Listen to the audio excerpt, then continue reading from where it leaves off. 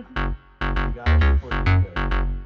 And I don't want to interact with them. I don't. No, respect. Are you saying if you were a furry, you wouldn't be a seal furry?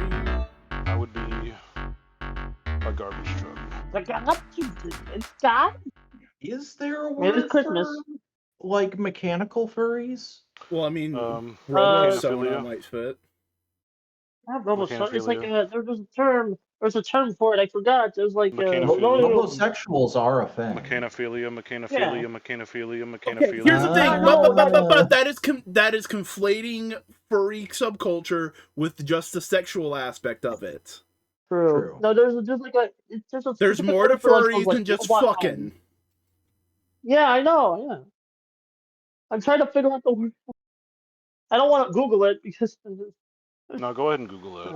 Mecha head? Oh, maybe. Come on, get on the list, Buster. You can do it. We're Alright, already Mecha high, mecha hiney ho. Alright.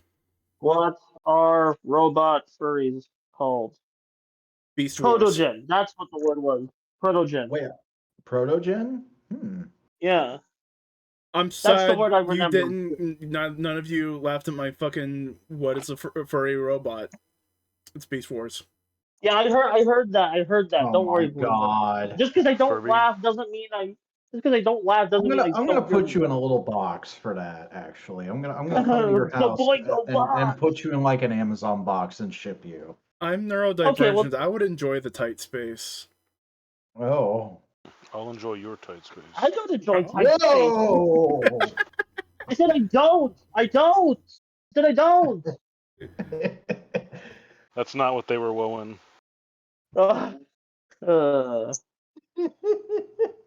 Hey guys, do you want to know a funny story? What happened on Black Friday? Sure. I almost got it. I almost got Metroid Prime 4 before What? it came out. They stopped me because they were like, "Hey, we weren't supposed to have that out. Can't sell this to you." And I was like, "Okay." It's Did one you of those take that picture just to taunt Wyatt? Kinda. See, here's the thing. If you were able to buy it, you shouldn't have even played it until everyone could and just hold it over. It's like, I own it. Now, Wyatt, you can't do anything about it. Fuck you. Probably, but I mean, it's the Switch 1 version, and I want the Switch 2 version, so it's like, I don't know. Well, you better switch to a better console. True. Like the Steam machine. No, actually, I don't. Is there a difference besides just graphics? Yeah, the frame rate. The performance, yeah, because like you go up to like 120 FPS. I don't know why I would need 120 FPS. I don't know. I was gonna say, who fucking cares? It's just better fidelity. Well, Like certain games, you want a higher frame rate because the animations work with the hitboxes better at certain frame rates. Yeah. Also, you can do mouse mode on Switch too. You know what else you could do the mouse mode on? Steam Machine. True. Yeah, Steam Machine, yeah. I don't even know anything about the Steam Machine. All I just know is that it exists and people are excited. It's about 6 times more powerful than a Steam Deck. Oh, okay. And Valve is talking about pricing it much more like a PC than a game console, which made people kind of shit their pants for a minute until they realized, oh, it could be like $6.99, and that kind of fits the ballpark of where they might be talking about. But we won't know until they officially say their price. Yeah, I heard a story of like a games journalist was having like a conversation with a bunch of Valve reps and was like, yeah, we would really like this to be something that could bring more people into the PC ecosystem. So like, we're really hoping it would be affordable. And the reps are like, define affordable. And he's like, in the ballpark of $500. And everybody just gets real quiet. And that games journalist was Linus Sebastian from Linus Tech Tips. Oh yeah, that's right. It was him, wasn't it? Holy fuck, I forgot about that. I just remembered that quote. Yeah, that was a pretty infamous. Yeah, but like $6.99 is about like PC price ranges is starting to be, and I also think Valve is looking at the general conversation around the price and going like, okay, we can't just go $1,000 and try to maintain profit with that. We're gonna have to knock it down a little bit. Mm-hmm. Yeah, Also, as wondering, every you read the company new always Marvel does. DC Valve crossover? tends to, okay, here's the thing. You're right. You're right to be cynical, Cody. You are correct. But what I'm trying to say is more, they're seeing how their market is, and if their market is showing, hey, we're not gonna buy it at this price point, they can pivot and do something different. That's what I'm saying. Yeah, the Steam, the Valve people are more likely to pivot than like Nintendo. Because they're trying to maximize the amount of profit. So if you can sell 5 at 1,000, but you can sell 20 at $6.99, you're gonna want to sell 20 because you can make more profit overall. Okay, but what about? I don't. No, you're right to be cynical. I'm not trying to say poo-poo. I'm trying to be like, I can see a logic here, and Valve is more likely to follow that logic because they are not beholden to shareholders. Beholden to shareholding? Yeah. When are you going to start saying PP? That's what I want to know. PP, poo poo. It make no PP. You know what? I'm not. We can abort this joke. Can we just start the show? Oh, damn. No! Pro-choice buster! Pro-choice buster in the house. Better than Pro Jared Buster. Oh, God damn it. Shut up. Shut up. That's Buster from like back when we first met. Oh no, don't say that. God damn, no, I stopped watching Pro Jared before I even started YouTube. My God. Oh. No, Don't even. like, but you still wear that blue shirt. I'm saying you had that vibe when you was on that nostalgia critic shit. I get, yeah, 100%. You know, like, okay, all right. Also, Boingo, I only wear black shirts. How could we know?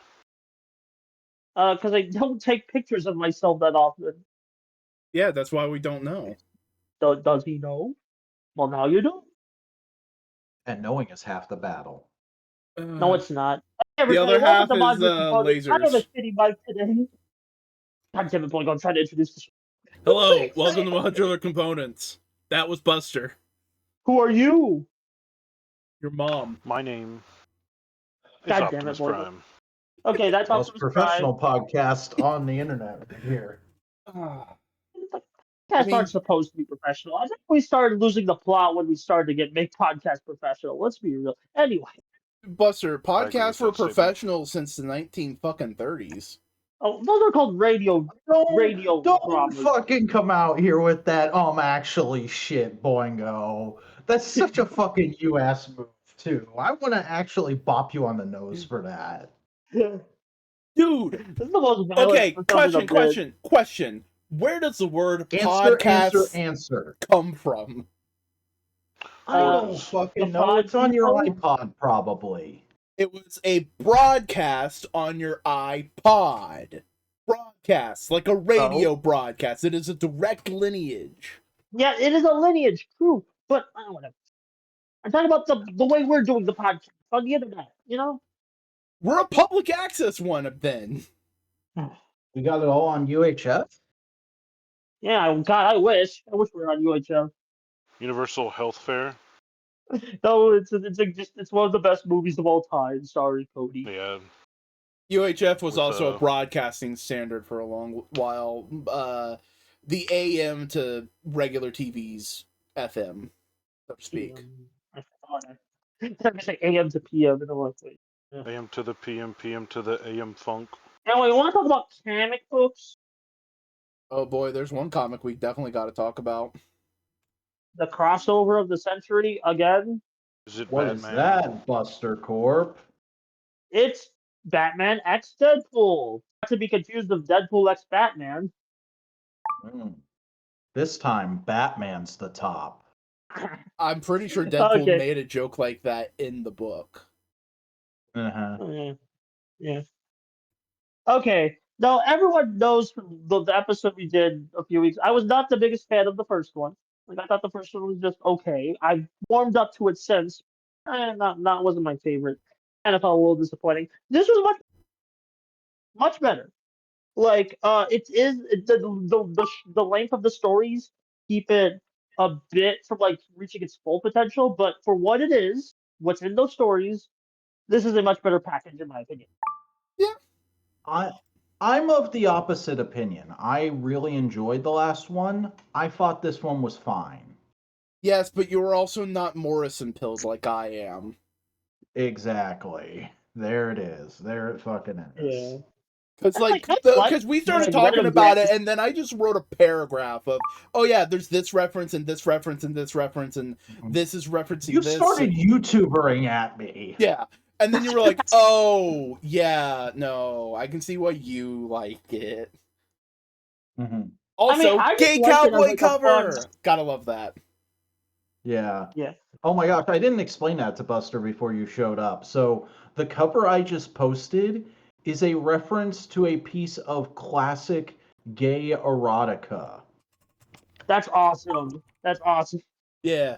That's good. Oh my god, they're schlongs. They even have the good. That's good. That's good. That's good. Yeah. Anyway, no, see, I haven't read a lot of Morrison, but the Morrison I read is pretty good. I just enjoyed this as like a crossover story of like, oh, you get to get you're hitting a lot of like common cliches and beats I like with like crossover stories, but you're doing it in like such a fun way, and there's like great art. Is this the Dan Mora one, or am I? This is Dan Mora. Was that last? Yeah, Dan Mora. Dan Mora's doing a good job. Who would have thought in the year 2025, Dan Mora would have fucking drawn Dark Claw? Oh yeah. Oh dude, the fusions in this it reminded me a lot of the first arc of the comic Simeon, like the World's Finest, or not World's Finest, is it World's Finest? The Batman Superman.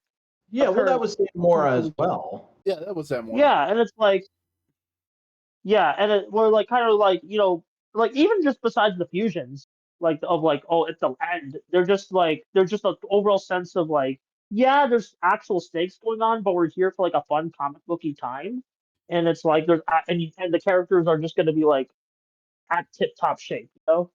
I mean, literally, there's a panel with Deadpool in it, and that says the plot need not be the best possible.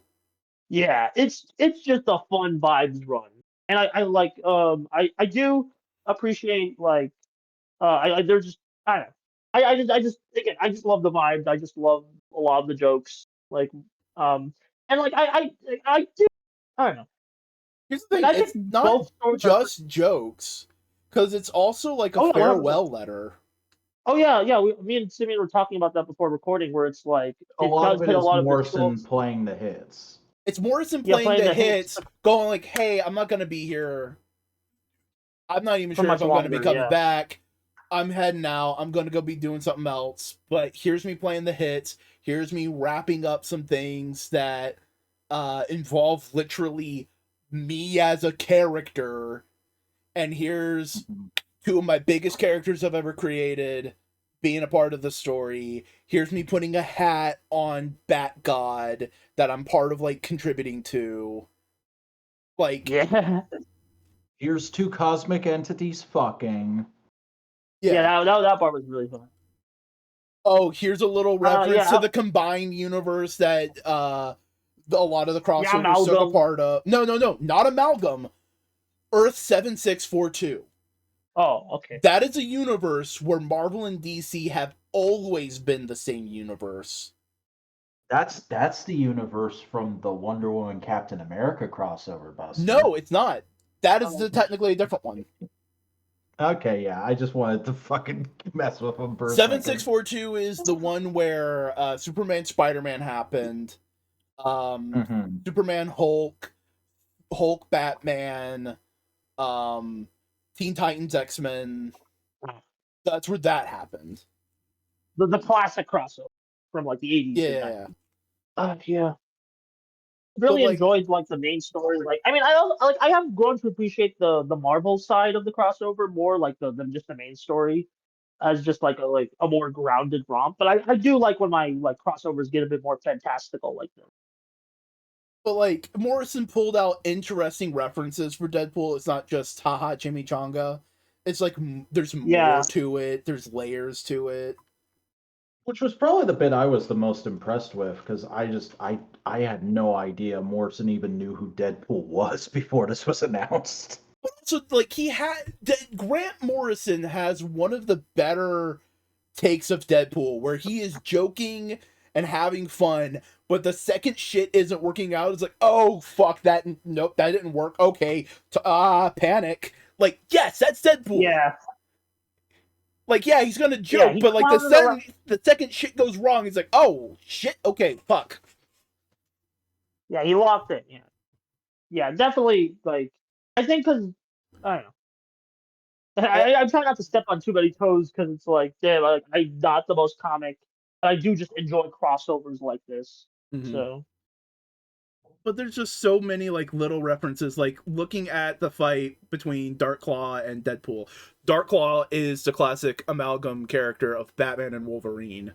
Yeah, they're doing that. I thought it was amalgam. Yeah, they're doing that fight at what looks like the Kent farm and the Fortress of Solitude from Kingdom Come, next to a big giant Joker Jack-in-the-Box, and then they go on to the fight of the typewriter from a classic Riddler story. Yeah, there's so much great art, so much great paneling. You know, I like Dan Mora, but like I do kind of feel like he's been sitting on his laurels for a while. Though, you know, he just showed why he's like one of the go-tos now in like comics. But like it's also just wrapping up. Oh hey, by the way, the writer character who is based off of Grant Morrison from the end of Animal Man, that guy died. I'm coming back to get my laptop back from him, essentially. Yeah, that's yeah. The backup stories were like a little weak. They were a little less notable this time around, but I like the Miss Marvel static one. Of course, I love that one. Yeah, I think each of us are going to have a different preferred one. Like, let me guess, Boingus, you like the Magic Boys? Yeah. Strange and Constantine just going like, Constantine being a bitch and saying like, my universe is so dark and depressing, your magic can't fucking handle my shit, man. And Strange going like, bitch, my world is good because I'm fucking competent, come on. I do like the contrast of we typically think of Marvel as the more tumultuous universe and DC as the more happy one, and it's like when it comes to magic, those are actually the reverse. I like that idea. Yeah, and it's like the character personalities match with that idea, and also I just like how they snuck in a Ghost Rider Swamp Thing like in between. That was fun. Yeah. I mean, it's a lot less confusing than trying to do Man Thing, Swamp Thing. Yeah. And I surprisingly like the Tom Taylor Power Hour with Nightwing and Laura Kenny Wolverine. Yeah, that was probably my favorite part of the whole package, just because I've read both those runs and like both those runs a fair bit. So I was fully in tune with what he was doing, though there was a bit of me that was just kind of like, this would have been a lot more fun like 2 years ago. Yeah, I don't know. He's Tom Taylor. Has he been oversaturated, or am I thinking of a different one? I mean, he's not like out of the business, but he's like on a downturn now. Like he's not writing Batman; he's writing Detective Comics. Ah, okay. He's not as like the big stars as like a few years back. Mm-hmm. And I mean, depending on how you look at it, that's a good or a bad thing. Like, Detective doesn't have as many eyes on it as Batman, but it has all the prestige and like the same character access. Mm-hmm. So like you have a little more freedom in storytelling with that, but also like it doesn't say Batman on the cover, so people aren't going to be talking about it as much. No. Yeah, unless you like Ram V and you like break through like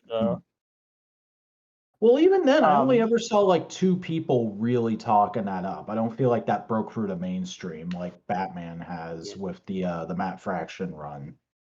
That's fair. Yeah, this Fraction run is fucking phenomenal so far, though. Yes. Also, I do like how they're using the Fraction design for the DC side of the crossover. I think that's a really cool cross promotion. Yeah, but also the Fraction run is just really good right now. Yeah, I'm sure. Yeah, I'm sure it's really good. I just when like. When was the last time the Riddler was sympathetic? Come on. I mean, I can't say. Then I think we come to the one that like everybody can universally agree is like the weakest is Harley and Hulk. I'm gonna be like honest. Harley I didn't even fucking read that. Here's the thing: it's not bad. It's just weaker than the rest of them. Yeah, it's more of a comedy story. There's not really like much of like a thematic point or like cool connection to be made. It's just like, hey, here's some funny hijinks. Yeah, like Hulk is barely a character in it. He's just doing his thing, and Harley's just yapping. Yeah, it is what. Like, I kind of wish Hulk got to do a bit more Hulk things, but it is what it is. Yeah. So that concludes the little power hour of like Marvel and DC being like, hey, the recession's happening. Let's cross over. I'm pretty sure that's. I mean, Not 100% it's still happening. Still happening, yeah. Because we're getting we need some extra money. Spider-Man, Batman, not Spider-Man, Batman, Spider-Man, Superman, Spider-Man next year. Yeah, I'm actually very excited about that because that's one of my favorite crossover stories in comics. Oh, like the original. It's been a little bit, but should we talk about the Spider-Man holiday special? I have not. I didn't read that, but you can yap about it for a bit. It is genuinely the nicest they've treated Peter in fucking years. Oh? Is it like an anthology, or is it like... No, the story is Peter's with the FF, just celebrating Hanukkah. They're just having a little get-together with family and friends. They're celebrating Hanukkah. He gets a call from Aunt May, and Aunt May goes like, I'm going on a retiree cruise. But you're an adult. You don't want to spend Christmas with your old Aunt May. And Peter was actually kind of looking forward to it. And it's like, yeah, no, Aunt May, go enjoy yourself. And he's a little bummed. And the Thing notices. And so he spreads that around the superhero community of like, hey, Spidey isn't going to be able to be with family. He's a little bummed. Invite him out. And basically everybody tries to invite him out to go do something. Doc Strange wants to do something. Vision wants to do something. Iron Man invited him to go skiing on the slopes. Everybody wants to hang out with Spider-Man. And he's a little like, whoa, what's going on? And eventually he decides to go down. Like he does a thing with Daredevil, and like Spider-Man's going like, oh, I didn't know you had such a dramatic character. They're like hiding presents for kids at an orphanage. And Spidey just goes like, are you sure I'm not one of your charity cases? Just asking me to hang out with you.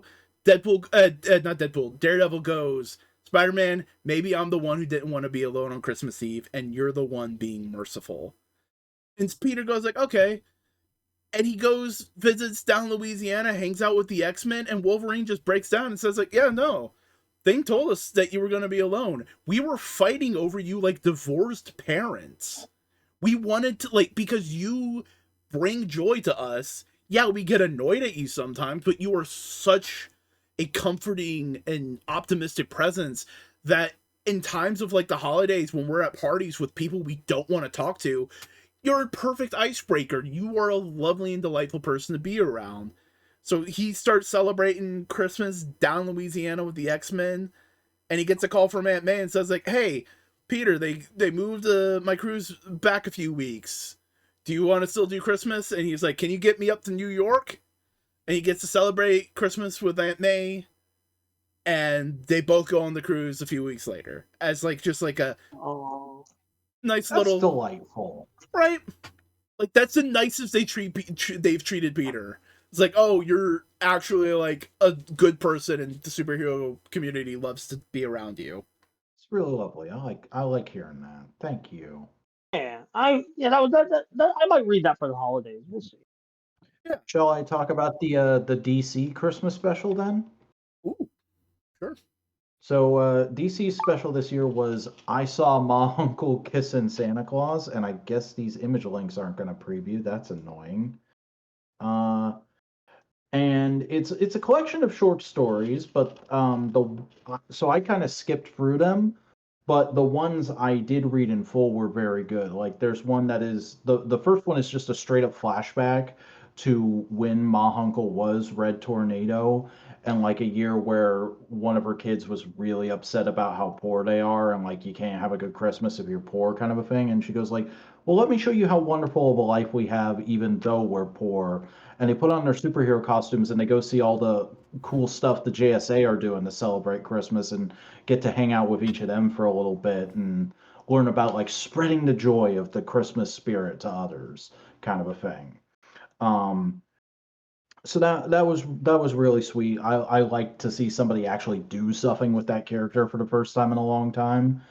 Um, the Shazam, or I guess the name the Captain, is actually sticking at this point because that's what they call him in this. That story was very formulaic because it's literally the sitcom How Do I Be Two Places in Once running back and forward plot, but with Billy's trying to go to his spring formal, or not his spring formal, his fall formal, and um Shazam, or the Captain, is the celebrity guest. So that kind of shenanigans happening, and it's like it's fairly well done, but it is not. It makes you wonder, like, did this really need to be here, kind of a thing. Um, but one I really enjoyed was they do It's a Wonderful Life with Animal Man. Um, and it's like he's going home after a long day of crime fighting, and he's really annoyed, and he's like, all right, I'm gonna jump off the bridge here in a second, and then the fucking Phantom Stranger appears and is like, hey, let me fucking show you your life and how important you are, so you don't do that. And he's like, I mean, I was gonna use fish powers to swim home, so I wasn't in any danger, but all right, I've seen this movie, let's go.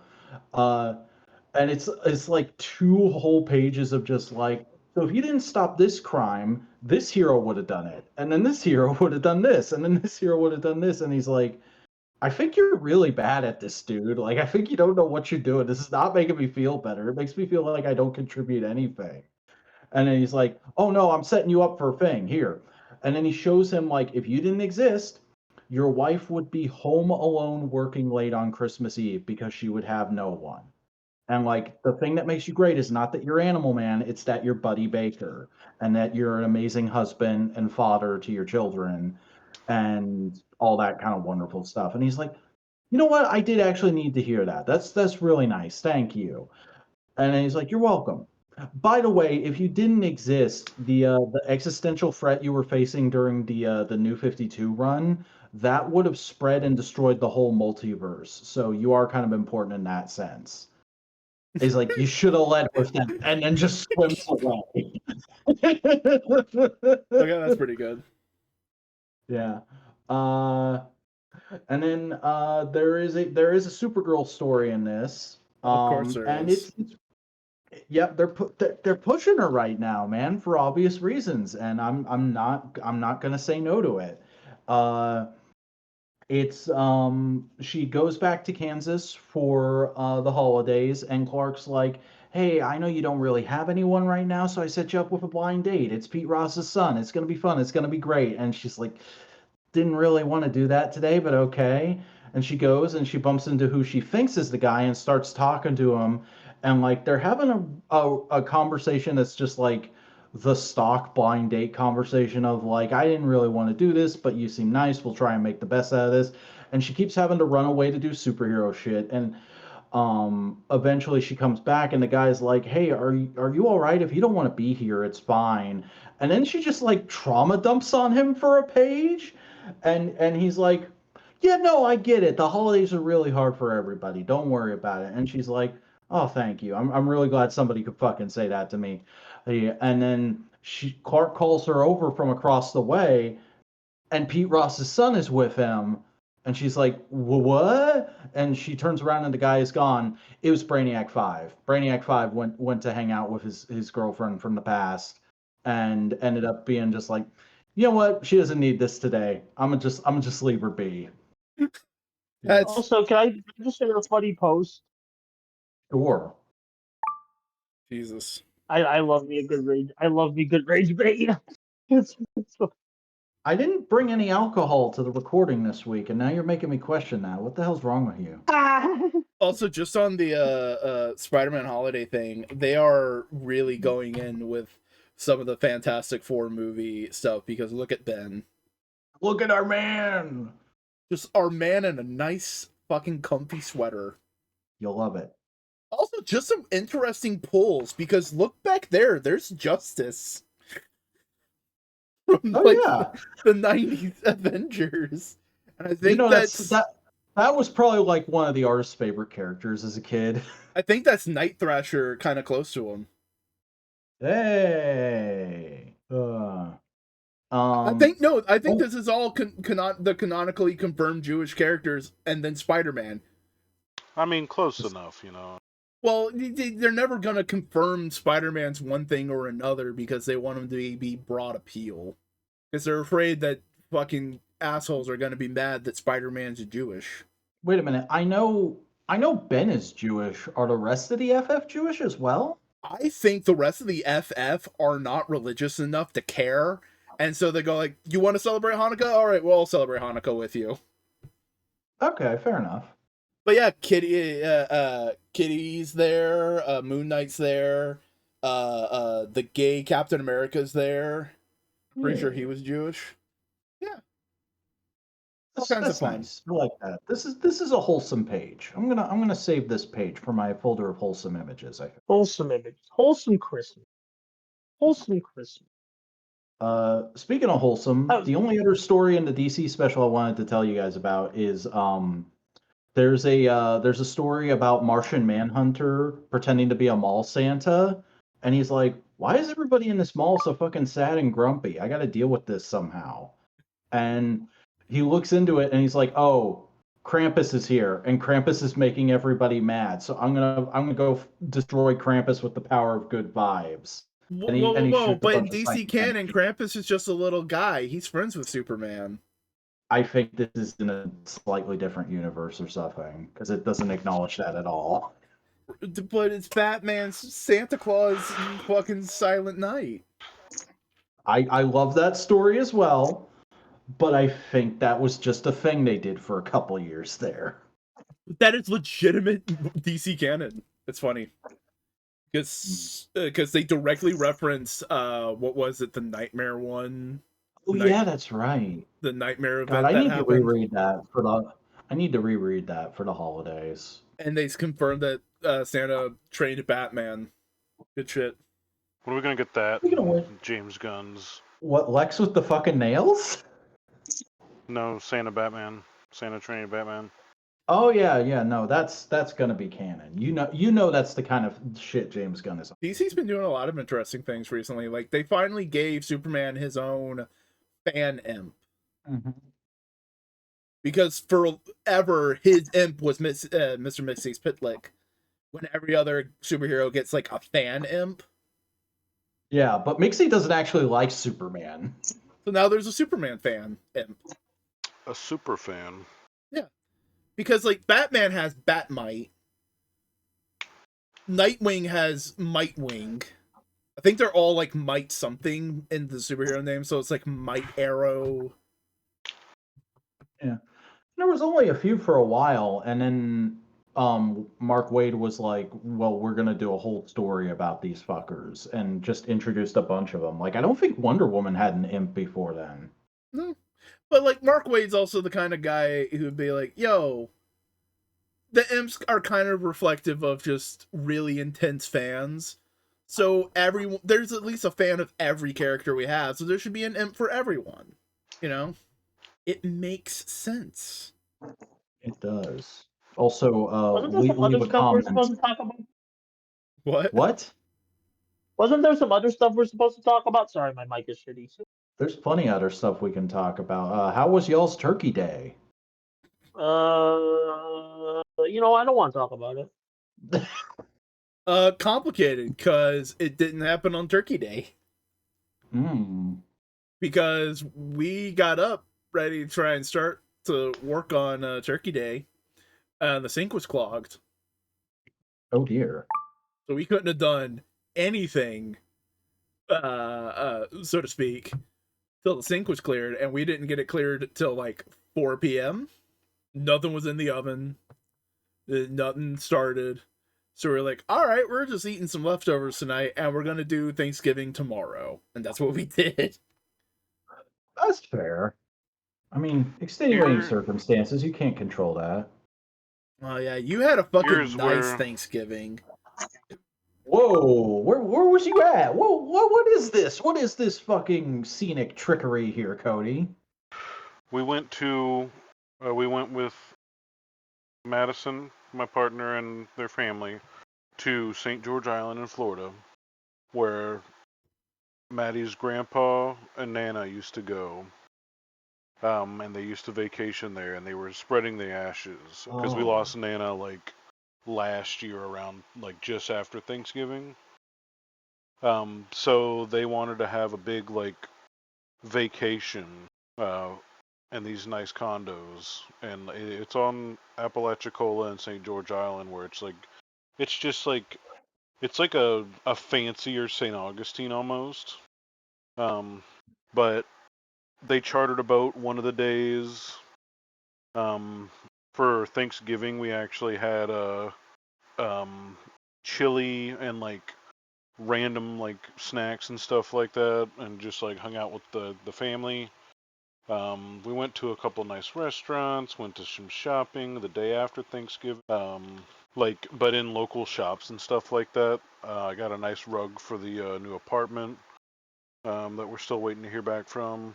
We snuck away and spreaded the remaining bits of the grandfather's ashes, where Maddie and him had caught a flounder off of a pier.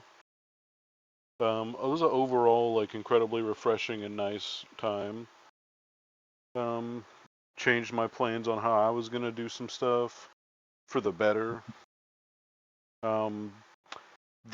Whenever they chartered the boat to go spread Nana and Grandpa's ashes, like all of Nana's ashes and then most of Grandpa's ashes, that was actually just for like the close family. So like all of like the husbands and boyfriends and stuff like that stayed behind, and partners too, because Maddie's cousin Rowan, their girlfriend stayed behind.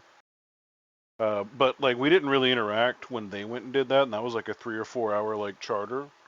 So what I did was sit and interact with Tubi, had some coffee, had a nice morning in that condo you see, but all to myself for that time. And then I discovered that Tubi has a channel, or not Tubi, but Roku TV or Live TV Guide has a channel that's just nothing but every single Transformers series.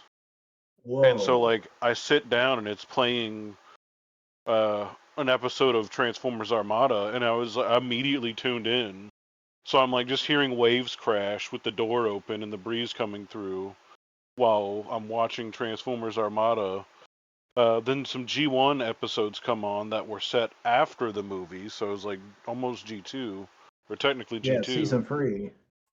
I got to watch some Prime episodes. I got to watch some Energon. It was really nice. We watched the dog show. I forget what it's called, like the Purina whatever dog show. Mm-hmm. And then we watched a movie that was made in like the late 90s, early 2000s that was parodying that. That was a really good movie. I can't remember the name of it. It was like, God, I cannot remember it. I genuinely enjoyed it too. We watched Black Friday on Black Friday. Hey, you know what? Speaking of Black Friday, I watched the movie on Black Friday too. Oh, that's very cool. What movie did you watch? Yeah, like it's a rewatch. It's a yearly rewatch that you always do to kick off the Christmas season. Jingle All the Way. It's like this is a Let's classic go! for me. Yeah, I do love Jingle All the Way. Yeah, I don't just love it for the third act. I love the whole movie, and it's like I got to show some friends it for the first time, and we just had a ball. It was just real fun stuff. Third act, the whole movie's good. Unironically, in one of my top 3 Arnold movies. Oh, it's probably my top, just because I mean I need to watch more Arnold movies, but like I think like for what I've seen, this is probably always going to be a personal favorite of mine from him. It's just like a great comedic performance. Sinbad was even funnier on this run time. Just like damn, just what a great movie. Probably Everyone Jake did Lloyd's best performance. Like, God, that kid. Yeah. Fuck Star Wars fans. That kid should have had a career. Yeah, he was very adorable in that movie. I really like the scene where it's like Arnold, like he was looking at Sinbad and he saw Jake Lloyd. Is like, here's to you. Literally Jack. what I was thinking of. Yeah, yeah. Just great comedy movie in general. It's like, and it's constantly kind of becoming a time capsule, not just because of the time period, but because of just, man, Black Friday used to be nuts. Holiday shopping used to be nuts. Just now we got all the online. Now it's about like if the website will work rather than like will they have the toys, you know? Yeah. Literally this Black Friday, I didn't buy anything until just today. I Yeah. spent Black Friday and Saturday door dashing mostly. I did a little bit Hey, of I mean that. relaxing. And actually part of the reason why I do DoorDash is because I actually find driving to be really relaxing. It's the bits in between of that I don't like, but I get money, so whatever. Um, Yeah. but yeah, I went to my mom's house for Thanksgiving Day. Spent a lot of time hanging out with my nephew. He's getting to be like real fully engaged little boy time now. So it's very fun hanging out with him. And then we watched the Jim Carrey Grinch while we had dinner, so that was fun. Yeah. Um and today I just kind of bummed around. Oh no, actually this morning I woke up early and I went for a walk at the one of the closer parks because they opened a new observation tower there recently and I had been meaning to go and check it out. But Yeah, you were going to go unfortunately observe. unfortunately though, the thing has fucking business hours and it's not open till 1 p.m. on Sundays. So I was like, okay, I guess That's I'm not doing lame. that. Yeah. Um but yeah, then I just bummed around the apartment all day, did a couple things I might talk about later, and I did just yeah, it's good break from work and all the bullshit, I think. Even though I was technically working for 2 days, just a job I don't hate. Mm-hmm. I left out of chaos to go to this vacation, because I am still like packing and moving in the middle of all this. Uh-huh.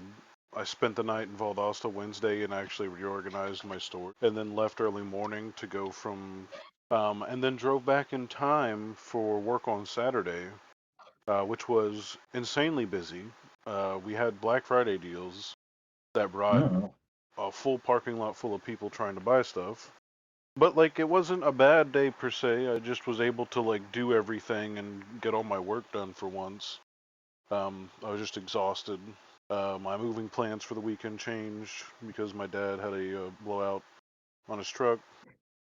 But overall, today's still been nice and relaxing, a little extra relaxing. I feel refreshed, rejuvenated, and excited because most likely this week a new place to live. Hell yeah, dude. Yeah, good for you, Oh, Cody. fucking yeah. Talk comic books. We talk Thanksgiving. Life is what it is. It is what Like an it Sure. airplane, is. some say. Life is like an airplane.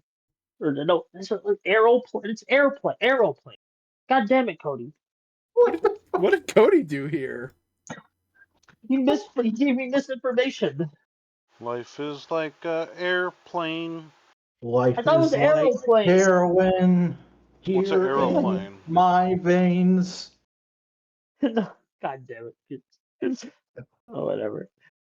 Uh, can I do Toku talking now? Because Simeon wants me to Yes, talk about this for whatever reason. yes, I literally have this written down in my fucking topics list here as Goju's situation is still crazy. God damn it! Not the most critical title. Yeah. Whatever. I haven't watched the new Sometimes episode you 40 yet. sometimes you just gotta be possessed by the spirit of sonar. Yeah, yeah. Oh, I did finish Dispatch. Finished Dispatch. I got one of the poorer endings. Yeah, but it's still good game. Still good game. Yeah, so Uh, when we last talked about this shit, they hadn't decided what they were gonna do with the actual show yet at all. We just knew about the firing. So what ended up happening was they edited out the actress for like 2 or 3 episodes, and they had to hastily reshoot basically every scene that used her for, I think it's like 4 of the last 8 episodes, and they had to Like, push the okay, so filming like schedule 40. back entirely. Because the show's set to be 50 episodes, but like the first episode the new actress is on is 40, so that's like 11 episodes where they have to basically like reshoot a bunch of shit. Had they already shot all of those episodes? It's very hasty. They are not all of. I don't know how much they've shot, but they're in the process. Last time I heard, they had to cancel stuff. Like the Go Zoozer cast will not be at the Choseo Io, like the musical event with Kamen Rider and Sentai, which is very unfortunate given it's the last Sentai, at least for now, because we can talk about Project Red in a bit. But basically a bunch of shit had to get canceled and moved around and been a mess. I'd like to clarify, Sim. Uh, yes, Toei could have stand up, but like from what I understand, it was like it was an inboard thing of the agency, and Toei is not. They were caught up in the crossfire. TV Asahi, one of like Toei's partners, even said we're not even gonna press charges on the situation. This is stupid anyway. Kind of throwing shade at the agency. So Yeah. it's so like I mean it's still like I still do agree Toei's shitty in this situation, but it's not they're on the pedestal. It's the agency that's like on the top of like to blame. Uh, I mean, it's hard to even say that they're shitty when it's just like, hey, legally we are saying you can't do thing anymore. yeah, Our lawyers looked at it and yeah, they can legally tell us that we can't do thing. Okay, don't yeah. do thing, I guess. I'm not trying to like white knight the corporation. I'm just trying to make it clear that like they put your blame in the correct places, like in terms Yeah. of like who got this person fired. Um, It's a rare instance of big company that makes kids show isn't actually the one to blame. It's big company that fucking steals money from actors. yeah. What's the difference? Oh, I'm sorry. Whoa! I'm sorry. I'm sorry. It's big company that gets actors jobs. Yeah, quote unquote. It's Are and you like I crying watched the because Go Giger we're episode. because we keep going on, This Cody? is Cody. This is actually what Cody looks like when we talk about Japanese television. Just Pikmin. That's just Pikmin. That's just Pikmin. Those are Pikmin, Cody. You know Pikmin? I love Pikmin. What do you mean? Pikmin. Those are Pikmin. Yeah, those are seal Pikmin. I know. The way I posted the fucking you're saying it, picture. Buster, the way you're saying it sounds like you're confused and shocked, and you're like, Cody, do you know what that is? Do you know what you're showing us I'm right sorry. now? I've never talked to Cody about Pikmin before, so I'm just like I've never talked to him about Pikmin before. So I was like, I mean, You think I'm not going to try to be about a game that's just about miniature little guys and their escapades? true. Yeah. Okay, but next Uh, time something like that happens between one of us, maybe don't strike a tone that sounds like, dude, did you just post blackface? no, I'm just surprised. I'm just surprised. I'm just like, oh, I like Pikmin. It's like I was supposed to be like endeared. I was like it was this boost of Sarah. Whatever. I don't have One to of my explain favorite my voice. RTSs. It's all right. It's all right. Yeah. Oh, it is But an RTS. It is an RTS. Anyway. funnily Back to enough, the. we haven't even gotten to like one of the craziest front-facing parts of the whole Go Juger situation, which is that the actress they've replaced Unicorn with, I forget the character name, and I don't care honestly. Um, it's fucking Haruka from Dawn Brothers. I don't think that's a. I don't. Is that the No, episode? I don't know. I think it was the. that's from That that's was from the. Dawn Brothers, dude. Yeah. I'm Okay. Just posting making that because I want the comparison of like, so this is the actress who got forced out, and then they put Haruka's actress. She's like from Free fucking Sentais ago. So I'm like, who did she owe a favor? Like who made that phone call? That's what I want to know. I mean, Gozuger is basically very much Don Brothers-esque, so they're just kind of like with this casting, and it's like I don't think they were I, thinking like that, Buster. I think they were just going like, okay, we need a female actress who's good, reliable, from an agency that's not gonna fuck us over like this, who we can trust. So yeah, you. it's coincidence. It's coincidence. And I'm just the way saying, they like, Sentai is not something actors or actresses really try to go back to until they're like middle aged. So, damn. I mean, hey, it is what it is. I mean, if do you're want to paying point their out, money, it's a paycheck. yeah, and like from sorry to keep just harping because like I've actually watched the show, so I know like the lore reasons. The way they explained it, so they kind of had a get out of jail free card in lore with how they recasted, because the Green Ranger I'm posting here, this is an old man.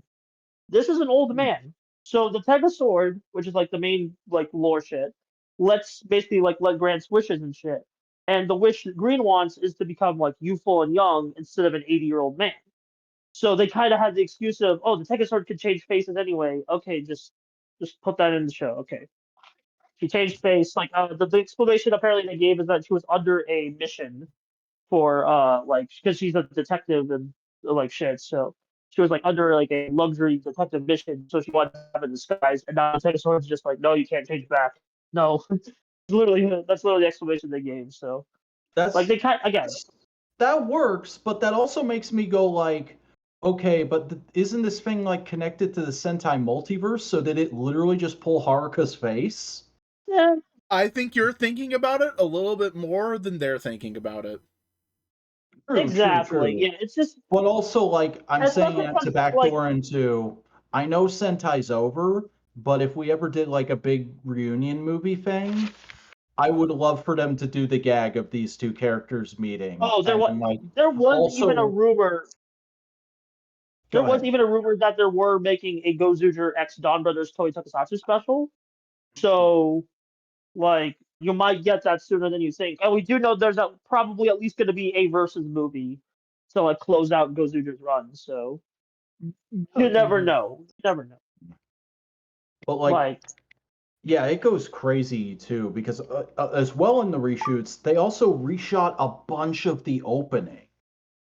Yeah, and that's actually like be careful about posting this because copyright and Oh video. yeah, right. My bad. I mean, I'm not gonna play it. Yeah. Yeah. Just like, look, I just got struck for Ryuki footage in a completely unrelated video, so I'm a bit like on edge. No. You're totally right though. Toei is crazy about that shit. Yeah. So they okay with images. If anything motion plays, then we're cooked. Nobody move. Nobody moves. Stay still, even though this is a visual medium of movements. But yeah. Anyway. No, Yeah. I just find that whole thing so insane. Like, I guess it's better than like the way they used to deal with this kind of shit of like, oh, they left, yeah. here's a new character, or oh, they died, here's a new character. Yeah, But we it's like I still was talking insane. about this with some friends who watched Bioman, and like the way they did Yellowthorn Bioman was like it was rough. Both characters were good, but the transition was rough. But There's a scene in the episode where she dies, where the rest of the team is doing the roll call pose and being like, "We will avenge you," and her corpse is literally in the background the whole time. Yeah, it's weird. It's really weird. Oh my god. You'll hear my thoughts about Bioman very soon. So get ready for that. I watched it a while ago, but I wrote the script. You'll find out. You'll find out. Go subscribe to the Buster Corp channel. Trust me. Go do that. Yeah. But the other shit's been a mess. The episodes are still like solid despite the obvious production bullet holes, but that's just because I already enjoyed Gozuger's characters and like vibes and like what it's going for thematically. But you can still tell like what I imagine like it's probably similar to watching the episodes of MMPR during that cast transition in season 2. Yeah, like they're not bad episodes, but there's obvious bullet holes in them. To like put it that way. Like there'll just be scenes where like okay, the character Sumino's not on screen, and then Sumino is in screen suited form. So like I guess the opposition is she's just like away from the camera, is what they're going for. It does suck because her focus episode basically got scrapped for parts.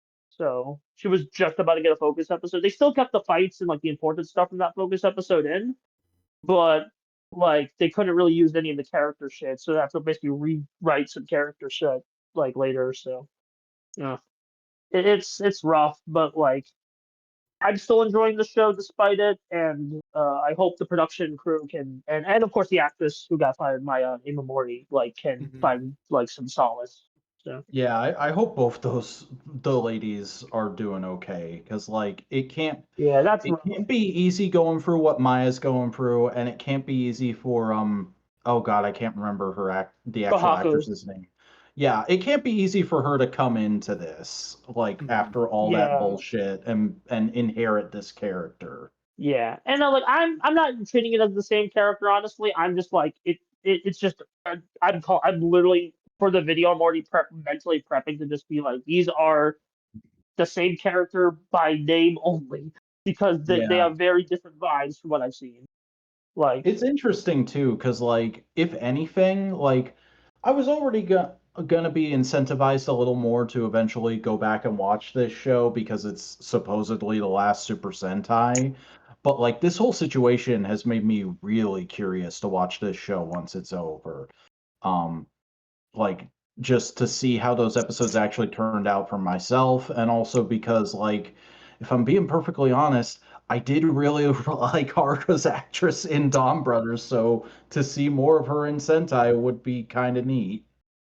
yeah, I mean, it's like it's a double-edged sword, but like you just gotta take the good with the bad, you know? Hmm. Yeah. Um, I still think I'll end up really like digging. I'm really liking what's going for thematically. It's just like okay, this situation out of their control, like just kind of like put some bullet holes in the show. But like it is what it is. yeah. I'm But saying bullet holes a lot. speaking of it being the end of Sentai, I did want to ask. I saw just briefly in Boingo's server the other day. Did it literally come out recently that like part of the reason why Sentai is ending is because Hasbro has taken Toei's money? Half of that's a big factor from what I understand. That's because Shuriker has been talking about this 5-year plan of like the end of Sentai for a while. But not for a while, but like once the news came out, where it's like I had a 5-year plan for how we're gonna close out Sentai, um, and like lead into the new stuff, Project Red. So the way that's gonna work, this just becoming like a Twit reunion episode. I just realized with Blanco occasionally. Anyway, but the way this is going right now is that like wait, say that again. Hasbro.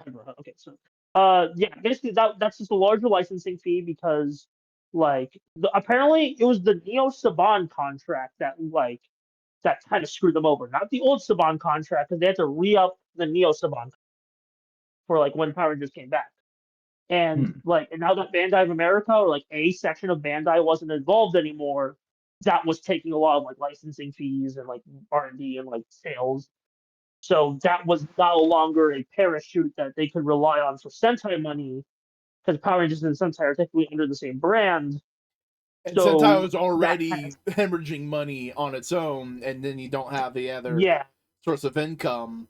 It's like, okay, this is not doing well. We need to do something. we need to re up it. We need to re up some shit.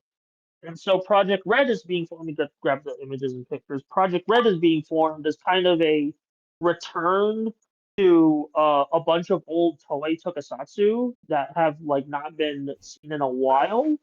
And we're starting with Galvan, but they're still keeping a lot of Sentai motifs as the red name integrates because like instead of silver, Galvan will be red. So, and they post a little fancy teaser. The word. I was very nervous at first, but like during the interviews and Shuriker and the producers talking about Project Red, I'm a little more confident because at first I thought we're just gonna do a bunch of reboots and revivals of like old shit. Oh, that's a bit lame. I want I new. did make a Bluesky post that was like, "Wow, you're ending Sentai and you're following it up with another attempt at a Gavin revival. That's questionable." Yeah, but the way they're talking about this and the rumors I've heard, I'm a little more on board because it's clear this is like the Goblin is is just an in-name only thing, like Kamen Rider Amazon to Amazons, you know? It's like we're using the core So aesthetic. Keiji Obito will not be in this. Maybe as a cameo, but like even then he's getting pretty old. I haven't seen him in like anything in a while. So yeah, this is clear, and I think because even the last attempts at Goblin revivals, from what I understand, were just Kenji Oba's still here.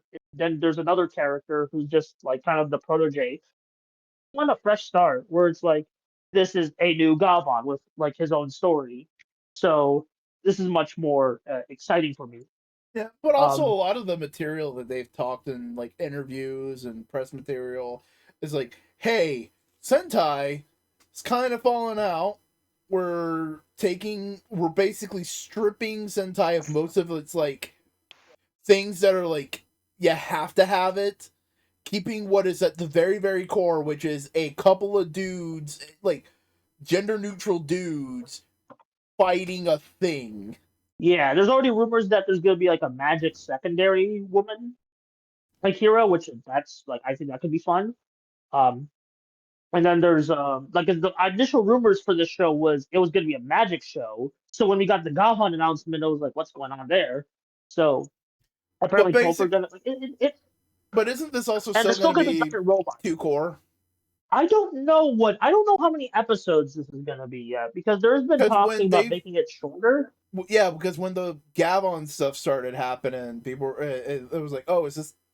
There was also like a thing of like, oh, it's also 2 core. It's not a full 4 core. Like it's 25 episodes instead of the usual 50 for a Sentai. It's that's gonna. I don't know yet. Like we'll find out. Sure, Kura does literally say in one of the interviews, I think, that they are trying to like catch up to Ultraman in terms of international marketing. Yeah, I mean this is basically a simulcast. Tokusatsu has been reposting a lot of shit relating to this, so yeah, simulcast confirmed. And also it's odd that they had the English trailer, so you know, it's pretty clear this is going for. And they mentioned a lot of shit like international shows like Demon Slayer, Chainsaw Man, Star Wars in the MCU, and a recent interview of like stuff they're like aspiring to. So that's very interesting. But also, if they are trying to treating this as, all right, Sentai is too large to be able to figure out what we can do to fix it, essentially. If you make the season shorter, you can experiment more. You can go like, all right, let's try this. Oh, that didn't work. All right, we only have 25 episodes we need to make. Let's try something different. Yeah, it's we'll see. We'll see how that's. I don't know if there's gonna be hiatuses. I don't know if it's gonna be like back-to-back shows. Like we'll figure it out. You know, we'll see as it comes up. I will say I find it a little funny that we're still in the same media landscape that Toei is saying, yeah, we want to take Sentai and try and use elements of it to compete with the MCU. Because I distinctly remember back in the day, referring to like 10 years ago, fucking, oh God, what's his name? Japanese director did a lot of episodes of Power Rangers. Koji Sakamoto? Yeah, Sakamoto said when he did Deca Ranger versus Space Squad, he was like, this is our attempt at starting up something that kind of makes Toei Tokusatsu like the MCU. And that fell flat on its face. Well, here's the thing. I can understand the reason behind that right now, though. Because what has been 2 of the most critically acclaimed Super Sentai in the last 10 years? King Oger. No. The 2 that are directly connected, Buster. Zenkaiger and Dawn Brothers. Yeah. So, like, they already see some success with, like, oh, interconnectedness can work. It can do something interesting here. That's a very different. It's also a lot easier to come for the crown while the king is on his knees. Yeah, so true. Because come, yeah, true. Yeah, I don't know. It's the whole thing, and it's like, just like Eastern audiences. Like, I know some people are like being like kind of like doomsaying. It's like, oh, Tokusatsu is losing its support. But there's always kind of been a Western appeal to like Toku. I feel, especially because like Galvan specifically was inspired by the big Star Wars boom, like of the '70s. Like sci-fi, like Star Wars did influence a lot of Eastern sci-fi. This is like no different than that, you know? Yeah. You know, I don't know. I just have a lot of thoughts. I mean, it's also like people have been asking for Toku to appeal more to the West for as long as I've been into it. Literally, one of the things that like first made me cognitize their shit other than Power Rangers was just like a 3 hour podcast of a couple guys going like, yeah, this is great and this is great and this is great, and why aren't more people talking about this? This shit is better than anything Marvel or DC has ever done, in my opinion. Yeah. It's the whole thing, yeah. So it's like it's a natural endpoint of that, and I do think like we'll still get our Kamen Rider Gavs with like goofy gimmicks but like dark undertones.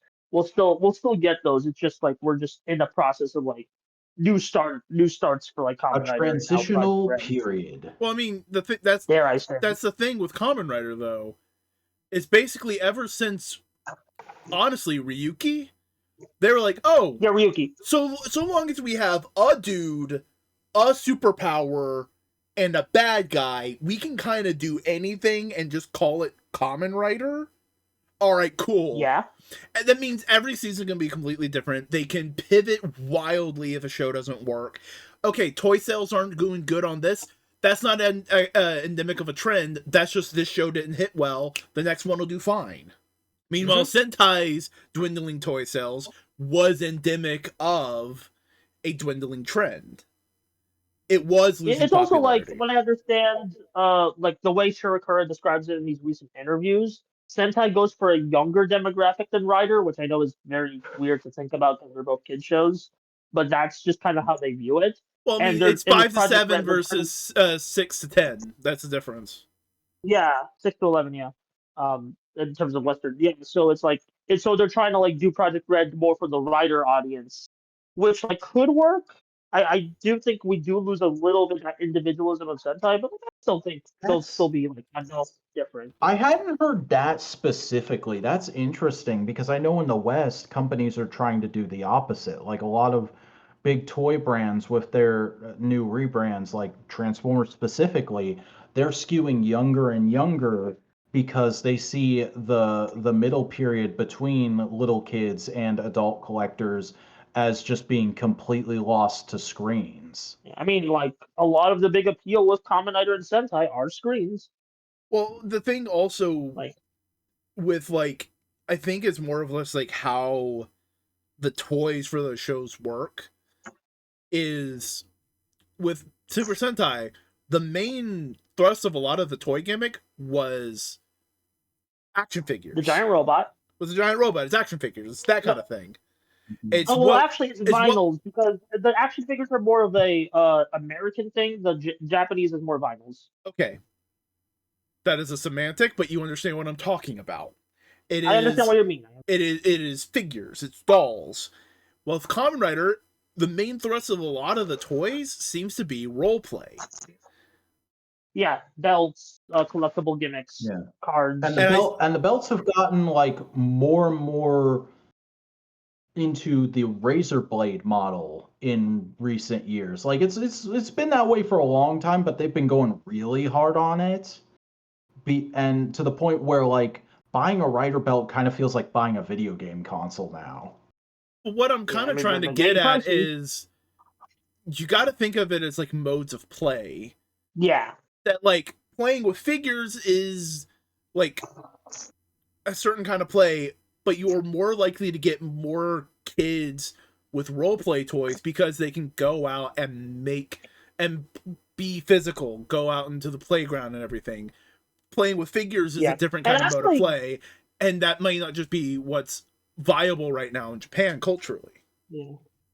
And Gozuger actually did a very interesting thing with its toys where the Changer and Robot are one and the same. So when you buy the Tegasort, you not just get the Tegasort Changer, you can transform it into the robot. And then the weapons, the roleplay weapons, are also can attach to the mech. So, like, that goes for the whole toy line. Which it looks good. I think it looks good, and I dig it, you know. So like they're already like the toy designers have already been thinking about this. Like you can tell they've already been thinking about this, and I'm very excited to see how that translates to Project Red. I mean, just looking at the past few years of Sentai, though, they have been going. It feels like the past bit has been test runs for what can be coming next. Of trying to push how far can you push Super Sentai before it no longer feels like Super Sentai, and what can we take that information to go on to the next project? Yeah, like there's just a lot to it. Yeah.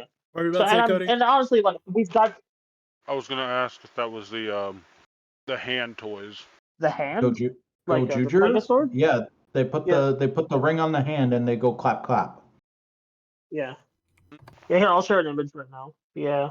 I actually like the silver one, the past warrior, the universe warriors get more because of like one, you just have infinite roleplay opportunities, and also I just like the jingle more. Like, these are the two ones. Yeah, the silver one is used by like past the universe warriors who transform into past Senshi or past warriors. Well, either way, I can't wait for Super Sentai Shippuden. Super Sentai 2. Super Sentai. No longer are we a Sentai. I mean, I still hope there's Sentai. I feel like even though Kamen Rider does have team elements. It's a squeaky. Excellent timing. Before we got into an argument, thank you, Cody. You're a real one. Yeah. I don't think I got to talk about this last week, but this was my puppy who's yet to be here. My puppy's first Transformer. Oh yeah. Hey. Is Bruce gonna be heading to Gainesville or heading to your new place? New place. Okay, figured. I just thought I'd double check. Technically Maddie's dog, but considering we're going together and we both call it our dog. Is it just her name is the only one on the paperwork? Do what? Is it just that her name is the only one on the paperwork? Kinda, yeah. It's like one of those things where, like, I don't know, like Fancy, for example, my Jack Russell, like, that was bought to be, she was bought to be my dog, and it turned out to be like mine and Grandma's dog. Yeah. I don't know, like, with households that tend to have more animals will like usually be like, oh, well, this is my cat, but that's my mom's dog. But we all spend time with the dogs. But usually, like, both animals and people will choose their counterparts. Like Jack, for example, the Chihuahua is Maddie's mom's Chihuahua. She raised him. And he'll interact with, like, anybody in the household. There's people he doesn't like and people he enjoys the company of. And then it all stops when Kara gets home because he goes to his mom. Like 2-dog households with two animals. I mean, more technically like every household would have 2 animals if there's one pet, because you are an animal. Whoa. I'm the animal. Oh my god, I loved you as a drummer for fuck, I can't tell the joke right. Electric Mayhem. Thank you. Electric Mayhem. I was just in a bit of Muppets mood, so I instantly got this. You fucking activated Buster for a second there. The last Muppet thing I saw was the bit about Benson and Beaker into the Defunct Land video. Oh yeah, and the new Defunct Land. We can talk about a little bit about this. I haven't finished it. I just got to the point where he's like, yeah, it's kind of a marketing gimmick more than anything. Yeah. Wait, what timestamp are you on? Like 3 hours in, 2 hours in? That's about where I remember the timestamp being. Because I was treating that as like a different kind of thing. 3 hours? Motherfucker, I don't have it in front of me. I can't give you the answer directly. Okay. I'll be vague. It was a very good video. Yeah, that was yeah. I really dug that video. Especially like I used to see like Turtle Taco Crush and like some of those characters around, and I think the thesis he comes to about all these characters is very fun, and it's also like people always talk about, man, Funkland is so like well documented. It's like, yeah, it's a great documentary. Kevin's just really funny. He just has really good comedic energy, like when it comes to telling the dry jokes. And I just like, and the jokes themselves are really fun, and like in both in editing. I don't know. I'm so jealous of that man. Yeah, I'm at the 3.5 hour mark. Okay, so you're about to get to the final. Yeah, it was, like that's what I'm saying. Like the part it was like, hey, why do they keep bringing them up if they don't last long and they're all gone? Well, it's because they're really good marketing and get people excited, even if they are very temperamental things to deal with.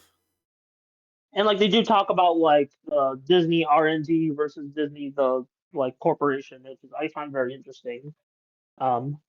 Just yeah, good video. If you have 4 hours to spare and you're looking for some theme park videos, just watch that one. Good little deep dive documentary. I like how you say that like that's not something people in that demographic wouldn't already be locked in. Oh yeah, 100%, 100%. Oh, I'm just, dude, you never know. Motherfucker, I finished watching a 4-hour video dissecting 50 different analog horror projects today. Wait, why are we that sounds like this? some bullshit you would do, I gotta say. Yeah, wait, who made that video? I might know who made that video. Spaceman something? Okay, now I was thinking of a different person, my bad. Yeah, Spaceman Scott. Like, the fact that there's multiple analog horror analyses that we could describe like that. Well, I mean, that's kind of crazy. There's a lot of analog horror. I thought it might have been one of the older Hazel ones. No, there's actually some projects the guy talked about that you would probably find interesting, Buster. Ooh, yeah, I definitely do. Like the Gmod stream. I do need to give Monument Mythos. Another shot. So. And there's also some that are like dog shit. Like there's because all of the ones in this video were suggested to him. It's a genre. There's gonna be a lot of ups and downs. But here's the thing: a lot of these were like suggested to him. So some of them were AI projects, and he's like, "Fuck AI. This is bullshit. Fuck you. I'm piss on its grave." Literally, and it's like, hell yeah. Okay. Good. Yeah. Honestly, like, you know what? I don't normally talk about what I do on the side, but I'm gonna do it now. Actually, well, like I've been slowly tinkering with the idea of like me talking about my indie series more. I just don't like.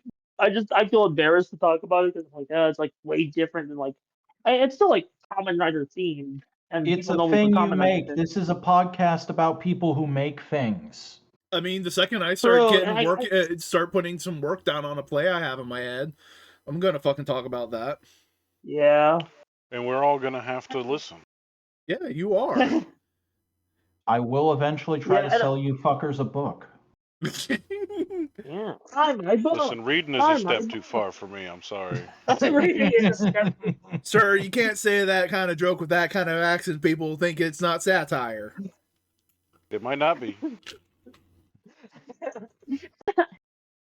Yeah, but like I recently finished up the first season of my Victory Buster Rule show. I'm just like, happy I finished a season. Like I already wrote season 2 and been like slowly writing season 3, but like I'm just happy I wrote just one. Like it has an ending. It's not. It's a very like it'll lead into the next season, but it's still like an ending. You know, it has credits and everything. I worked with like some really talented people to bring it, and it's like, damn, man, like it's not real. It's only like 70 subscribers, but damn, I'm happy with it. I'm like, you're allowed to be happy about it. You're allowed to be proud of something. And that's and it's like that's something I don't know about anything. People cannot say they've done. I wouldn't like it if somebody was happy about like say a genocide. We ain't gotta go there. Damn it. Okay, we don't gotta go there.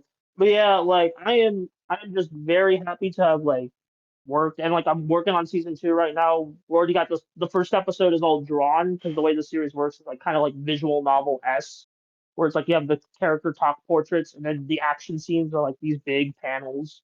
I call them like action panels in the script. And like this is an action panel you're seeing right here. Yeah.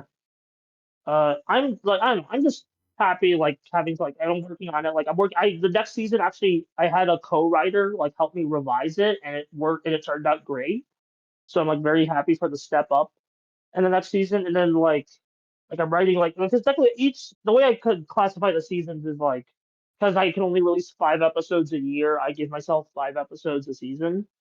So like I mean, maybe like if I could do more, but like people be busy, like working with people and have to pay them, and it's like so.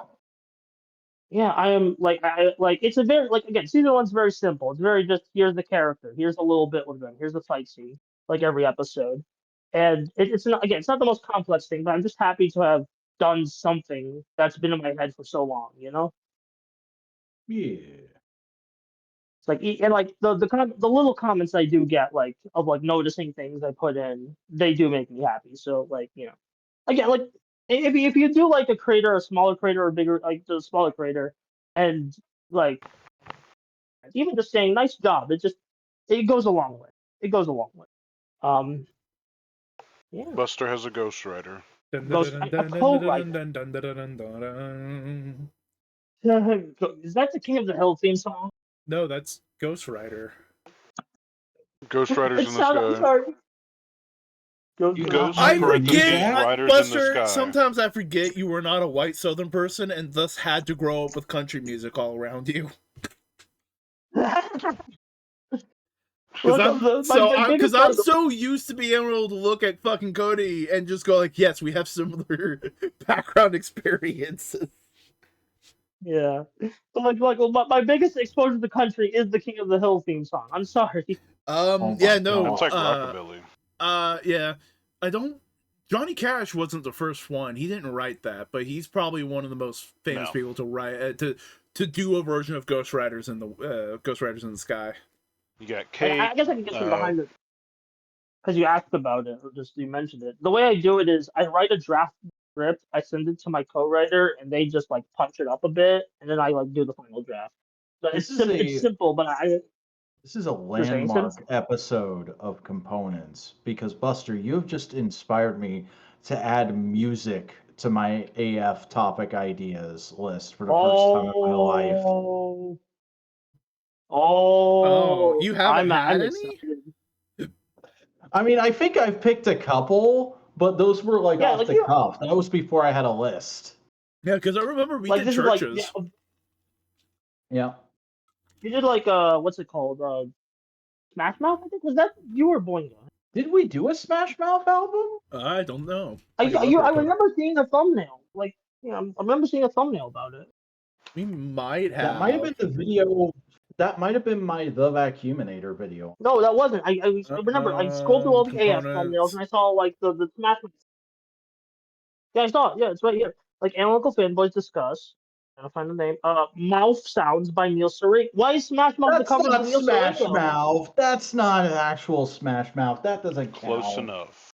Okay, I thought that was oh, I see the Smash Mouth guy in the thumbnail. See on the Neil Sariga episode. Yeah, because what is the mouth fucking sounds all about? Puns. Stupid puns. Okay, I'm stupid. I should read. You're not stupid. You are silly, but you're not stupid. Silly little guy. Yeah, I guess. Yeah, the silliest guy right here. Literally, we had several pieces of music: King Gizzard and the Lizard Wizard. Remain in Light by the Talking Heads.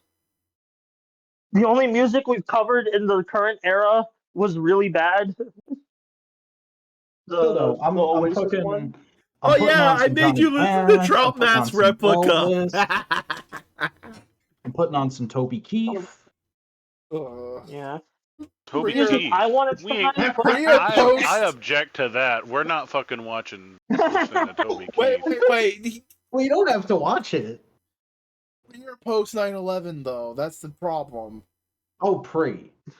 Okay, that's at least a little better. I love if you do that. He's always been a shitter, but at least then we don't have to listen to jingoistic bullshit. Yeah. I ain't putting any of the fucking truck country on there. Relax.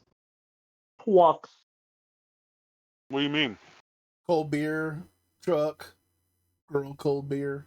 Those songs. Toby Keith started that. Yeah, he did. He did, but he didn't make it as gross as it has become in recent years. He made the song Red Solo Cup. That was post 9/11. I love how if Simeon does go through with this, you'll have to like on the thumbnail, on the title, we're gonna have to be like put pre 9/11. We'll put the See, towers in the thumbnail. It'll be great. For me, Yeah. if it's not like, if it's post the 2000s, it's not worth it. Okay, there's some that's like Turtle Stenson. Wait, how have we not done a fucking what's his name? Shit, fuck, god damn it. Gay Cowboy you got me into. Oh. Bess? Fuck, now I can't remember him. Oh. Something Bess? Orville Peck. Bess? Yeah, Orville Peck. How have we not done an Orville Peck album? I've heard you guys talk about Orville. I don't know if you talk about. We could do Cowboys or Secretly. Cowboy. Yeah, we could do. Oh, I think that's from his duets album. Yeah, with Will E. Nelson. Cowboys are often secretly very fond of each other. That's a really good album title. That's the name of the song, and it's literally about there was a lot of gay cowboys, and sometimes some of the cowboys who were straight were also a little gay. Hey, are we gonna do anything special for Components 200? I mean, we can. We haven't thought that far ahead. We're all gonna drink the same Kool-Aid. See how it turns out. The same Kool-Aid, because like we're on like episode 1. I mean, we don't put the episode numbers in the titles anymore because that just scares away the host. But like, I think we still put it on the thumbnail or like on the visualizer. The only time I remember putting it in the title was for 100. Yeah, Buster, so you can get a little listen of our favorite little gay cowboy. That's a duet with Willie Nelson. Cowboys are frequently secretly fond of each other. Oh yeah, I think you posted this before. It's a good little country ditty. It's a good little country ditty about being gay and sucking dick. Be careful. Yeah. What are you telling me to be careful about? We have to do the Keith Urban and Nelly song. Oh. No, please, no. We could just do a special where we review specific songs instead of albums. We could make a playlist. That could be interesting. It also that's not a bad idea. Like mixtape episode? Yeah, like we do mixtape. We can legitimately, that could just be a thing. We all just design a mixtape and share them with each other. Yeah, like well, that would have to be like maybe that could be an end of year thing. We'll see. By the way, Buster, we're already talking shop a lot, but I do want to say I don't think we need to do anything big for 200 because 100 feels like an event. It feels like an achievement. 200 feels like okay, you did it again. I don't feel like there's another big one until you get to 500. We should just cover the Britney Spears "Oops, I Did It Again."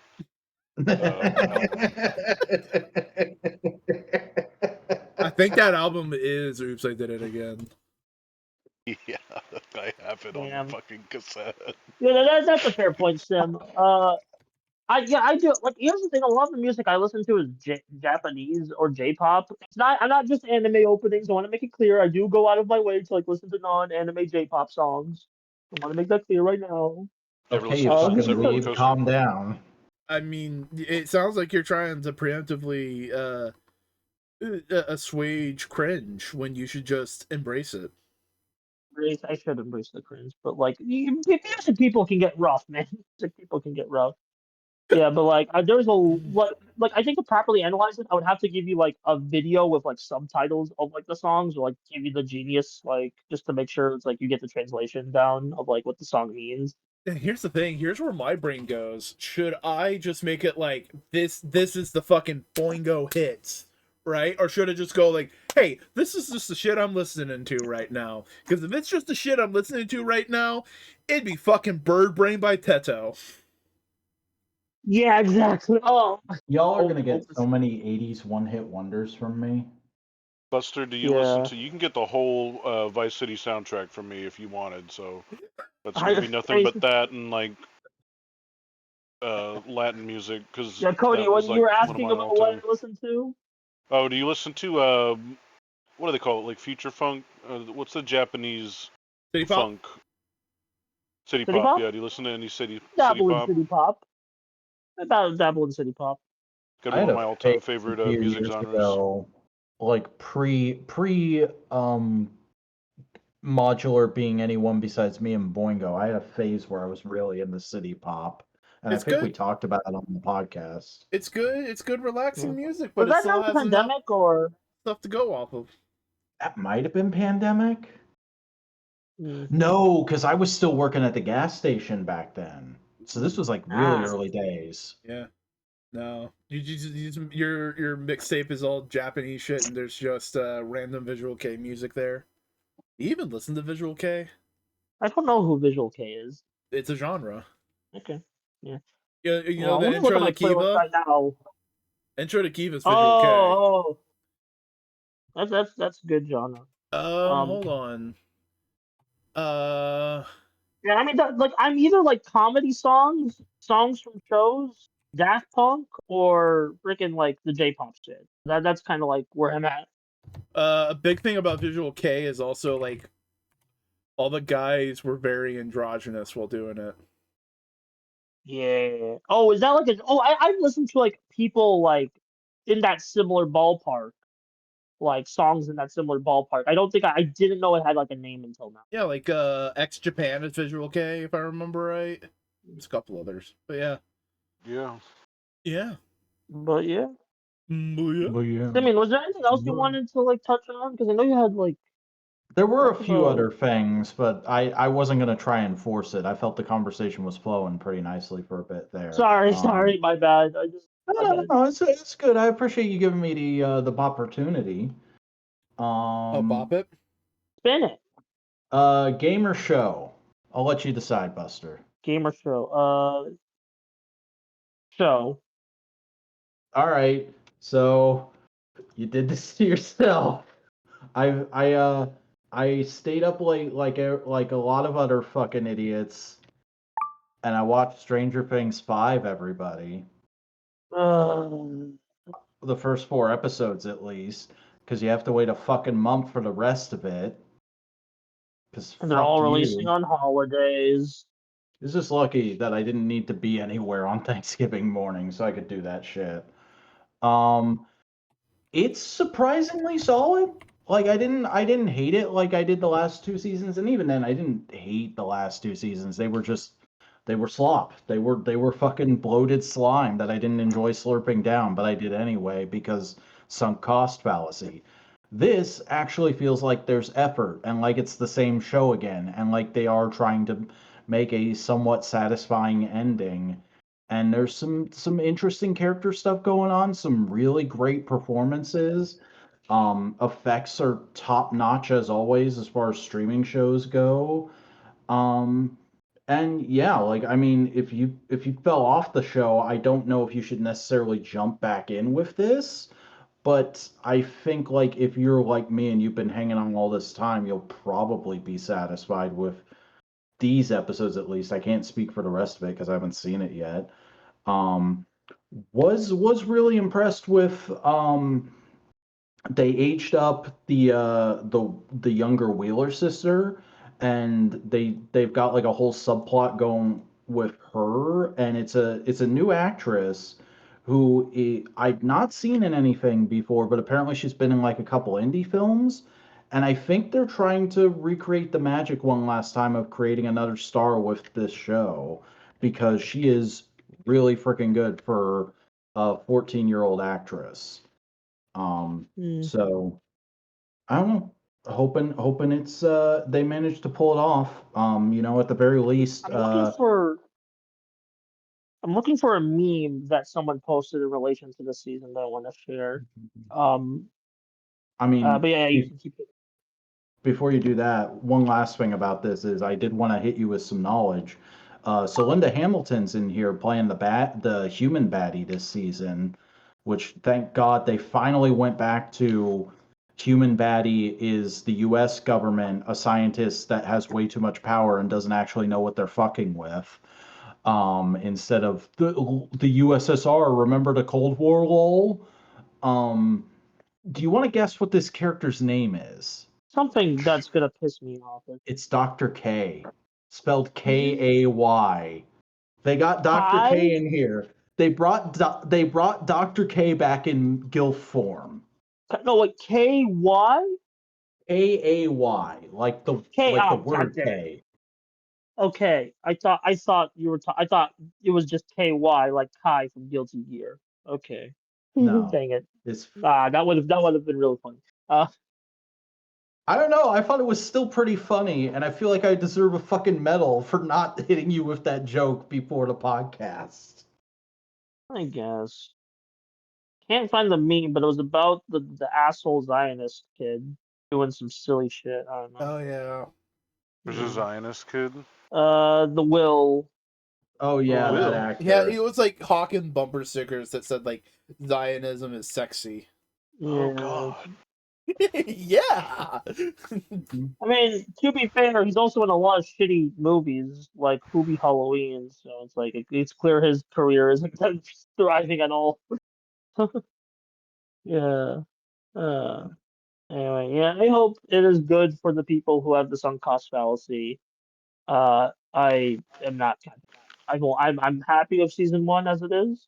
I'm gonna stick with it. Fair Maybe enough. I'll watch season 3 one day because I heard really cool things about the subplot at the ice cream shop.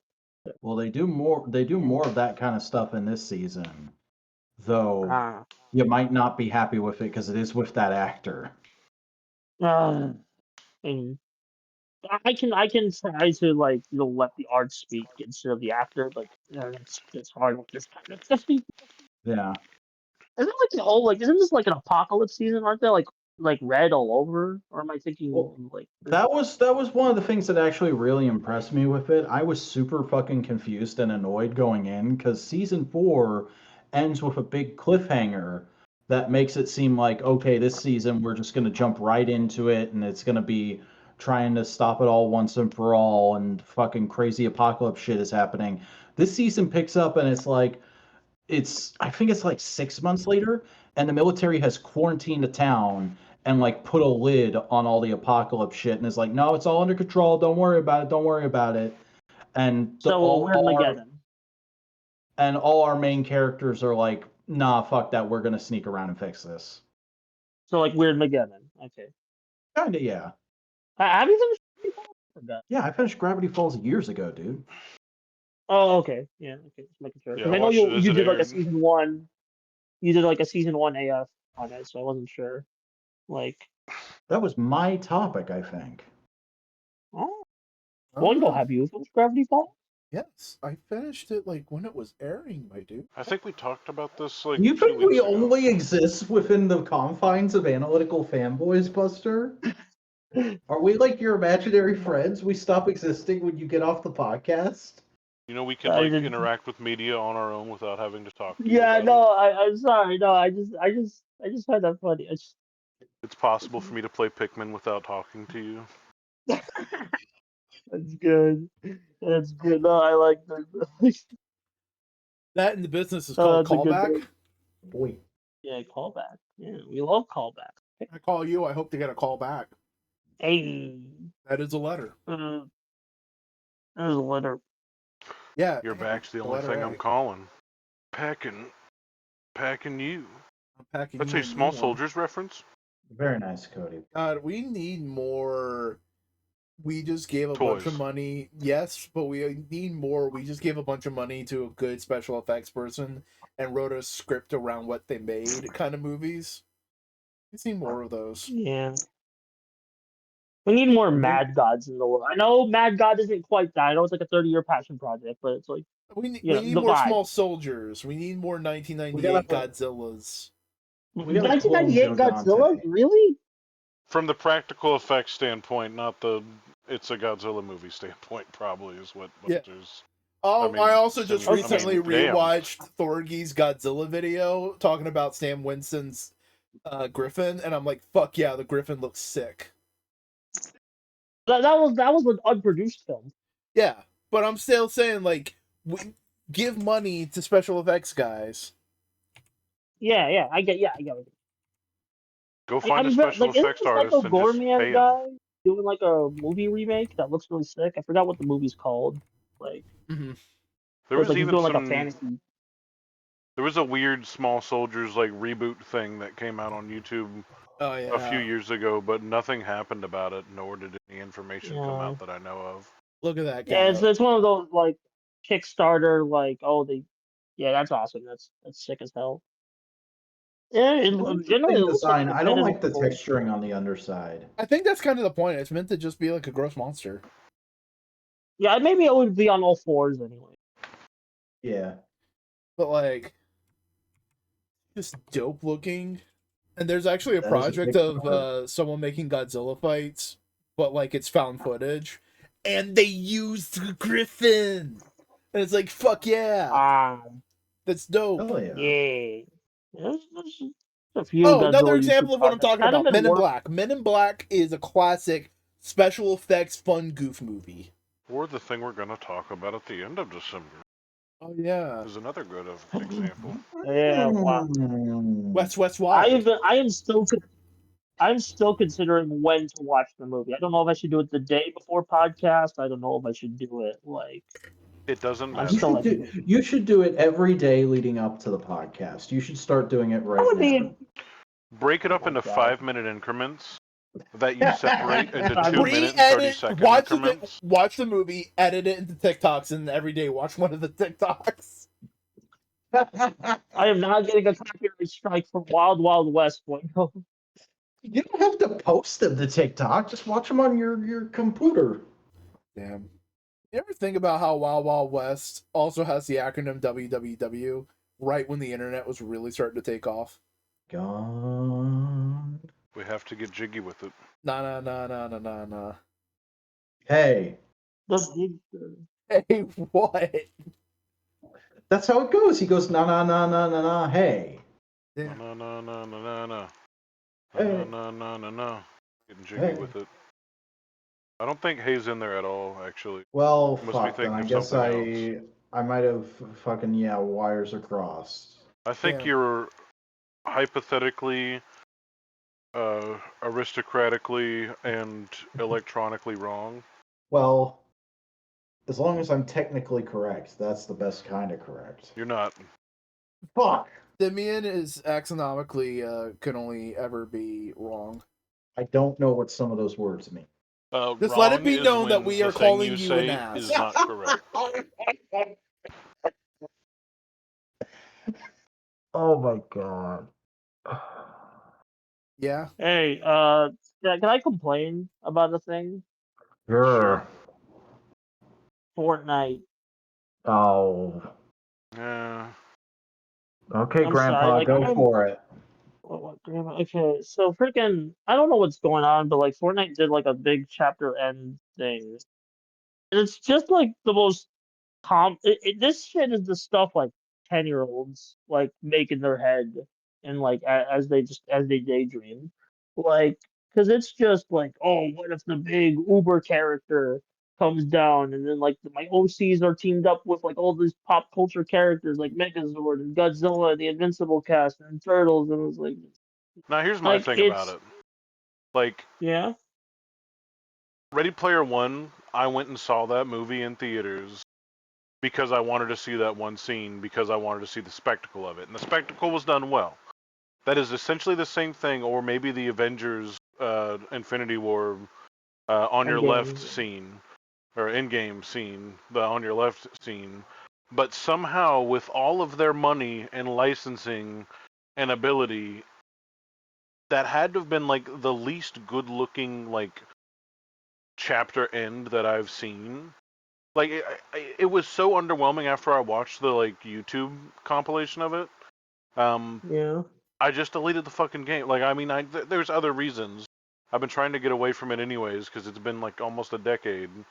But like, it's also going in a direction that it's not worth interacting with anymore. But so like, when you brought up it really was shitty. When you brought up Fortnite, I thought you were going to talk about the supposed AI posters. I mean, there's that. Like, I mean, that's just like icing on the shit cake that's been happening with the game. And it's also like freaking the new season. That's a whole other bullshit. They're doing a big crossover with Harry Potter soon. Yeah. Yeah, that's also my thing is actually I was gonna complain about the Kill Bill bullshit because God, Quentin Tarantino, that mother.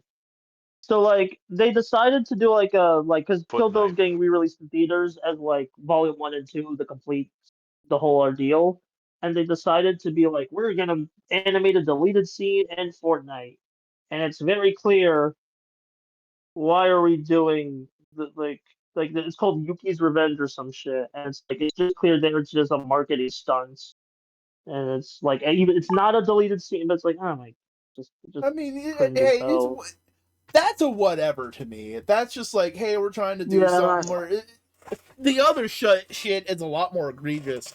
Of Tim Sweeney going yeah, on I Twitter saying, "Hey, I think it's silly that Steam is forcing developers to say they used oh yeah, AI. Like oh yeah, everyone's that's gonna be bad. using AI, and it's just like, no, Tim Sweeney, fuck off, Tim Sweeney."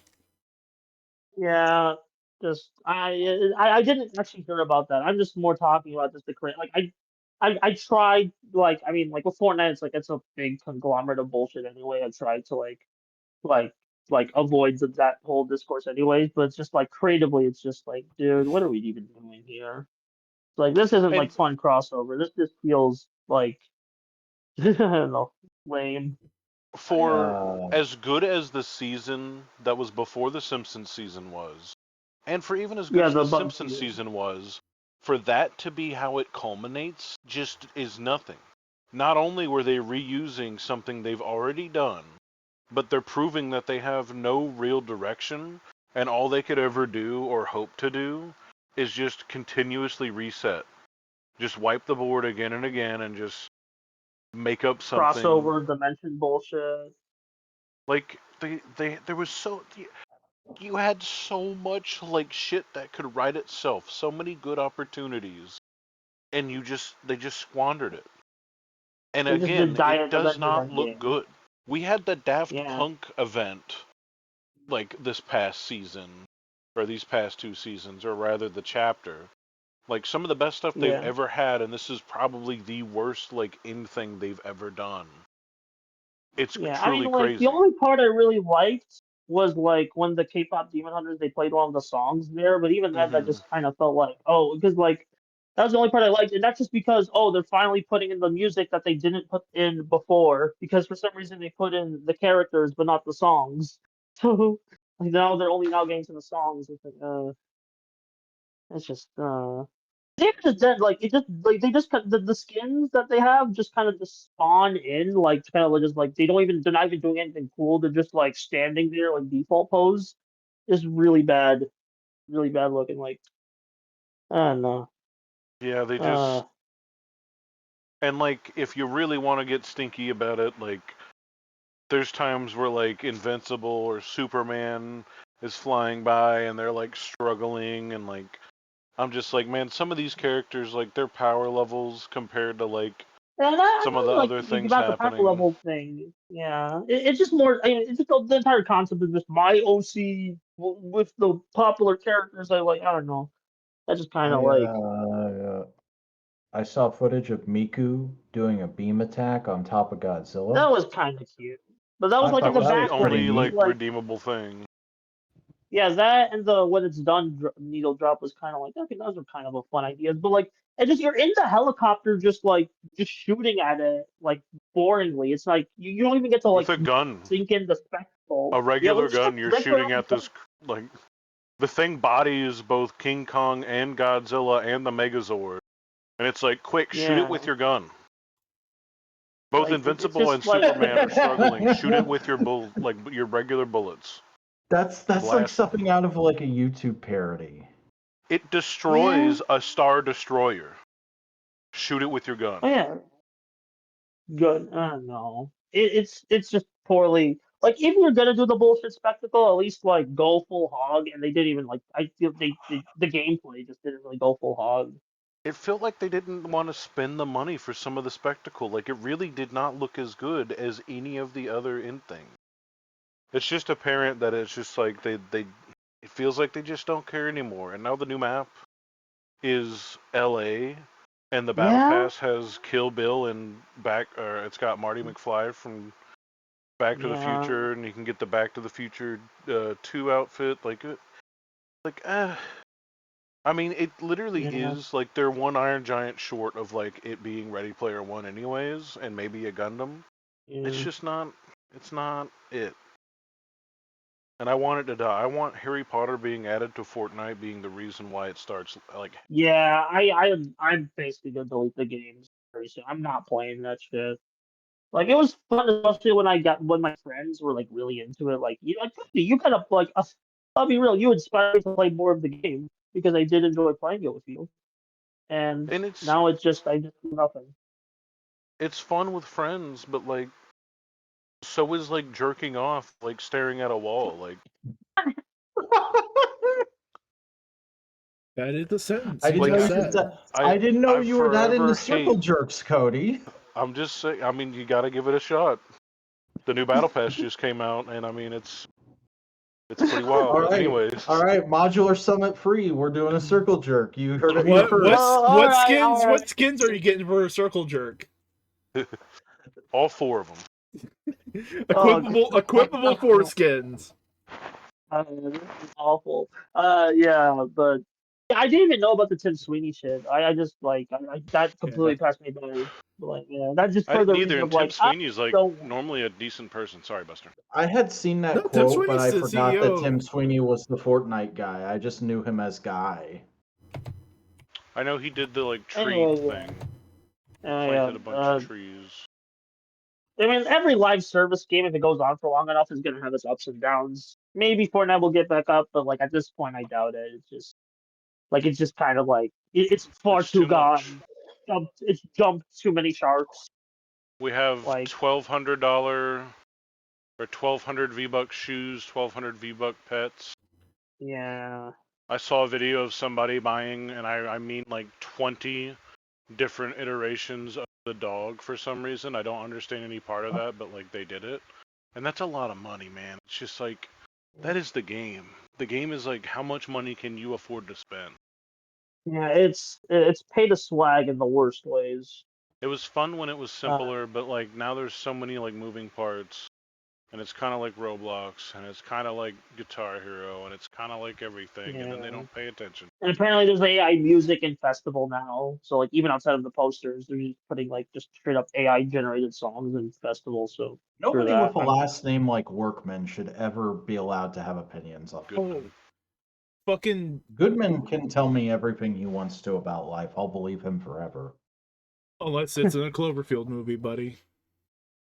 I haven't seen that one actually.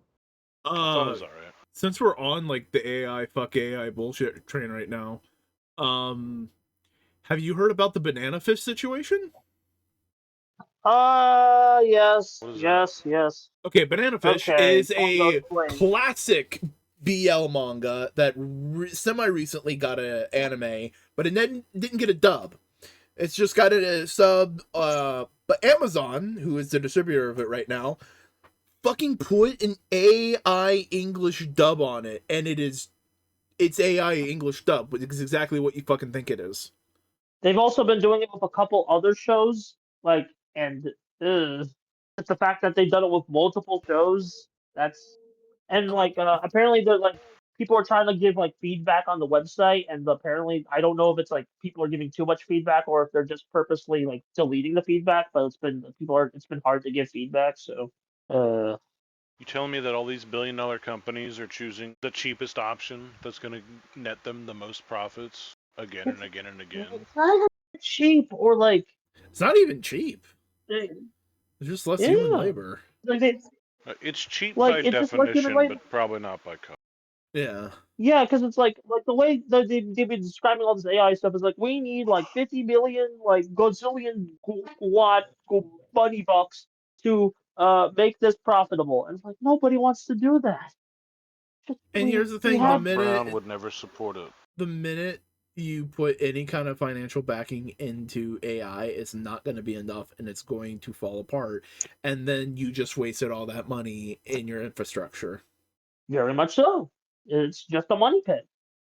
I'm trying to find the skeet that went into it. because little Karibo has been going off on it on Yeah, we've Blue been talking Sky. about that. Yeah. Go on Kariba. Yeah, we'll go on Little Kariba. Always a fun Blue Sky account to follow.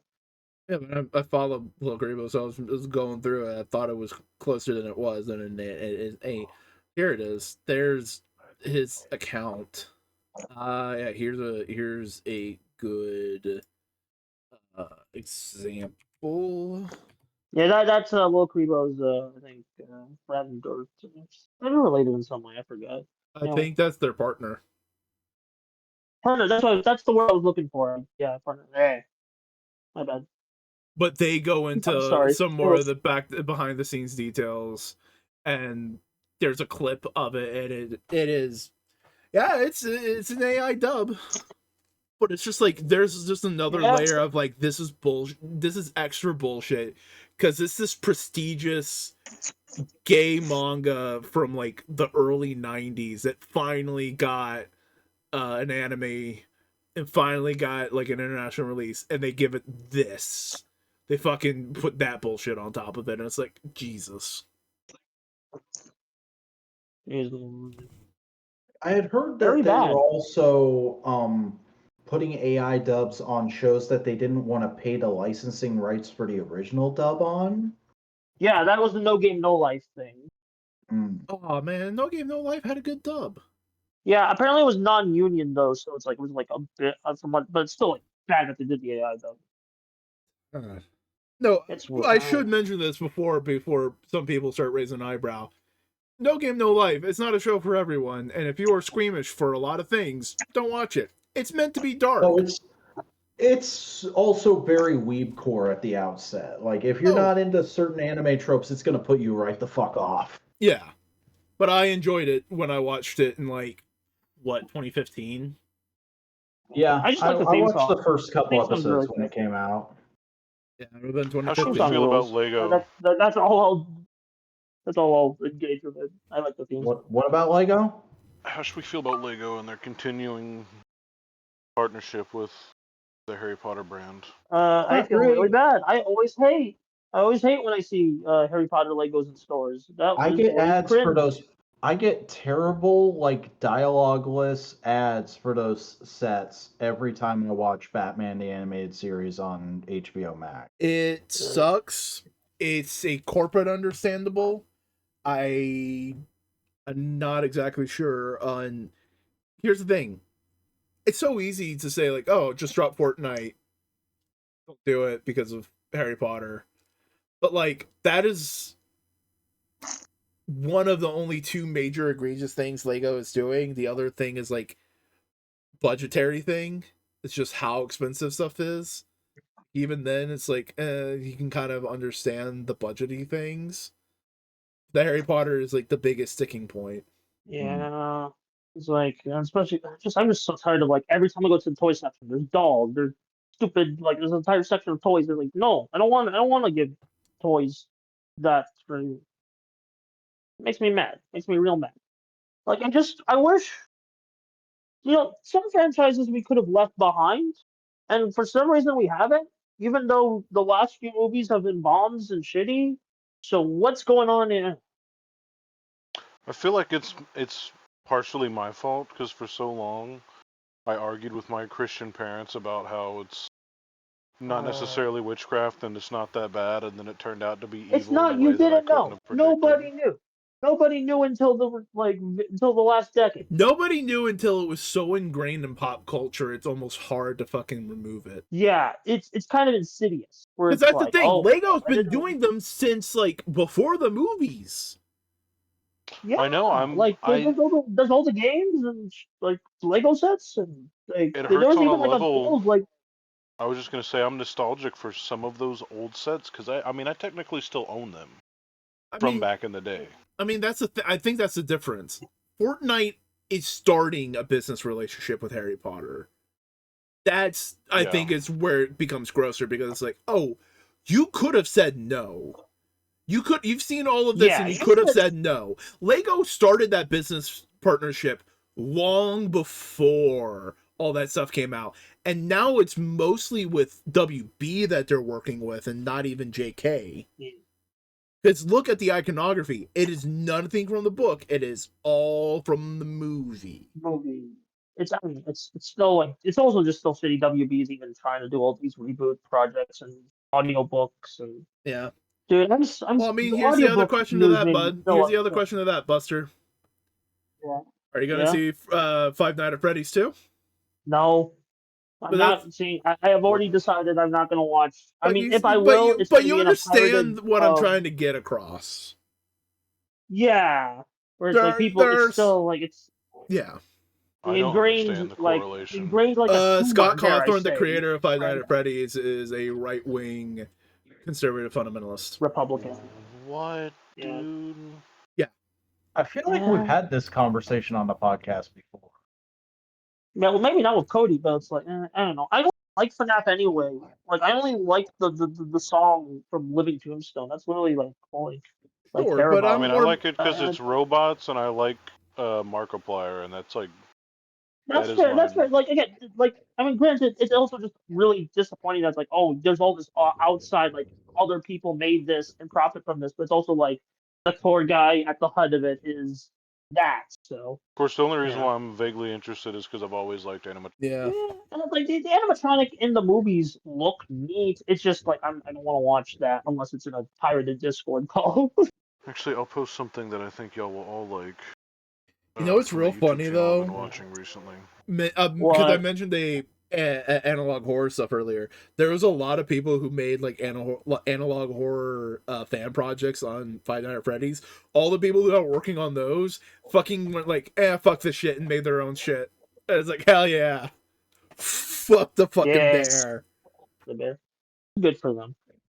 Yeah, I actually do find spite projects of like pastiches out of spite, but like still coming from a loving place, very interesting. I mean, Knights of Guinevere is kind of a spite project out of like, but like it could go wrong, but like shit like Knights of Guinevere maybe like makes me and like other things, of course, make me think like you could still like do a spite pastiche with like careful like consideration of like art and themes and shit instead of just like willy-nilly aim. Hey, I'll be right back. Okay. Simeon, how are we doing? I'm okay. I've just mostly been kind of like zoning out for a lot of this conversation. Not because like I don't care or that I disagree. It's just like, I see the fuck AI shit every day of my life. And I'm like, I agree, but also like, what more is there for me to say? It's kind of the same reason why I stopped doing YouTube. It's like, I like my nerd slop, but you don't need me to break down why I like my nerd slop every fucking video. I guess. Like I get where you're coming from, but it's like I still I like hearing myself talk too much. I'm always fascinated in the little like technicals.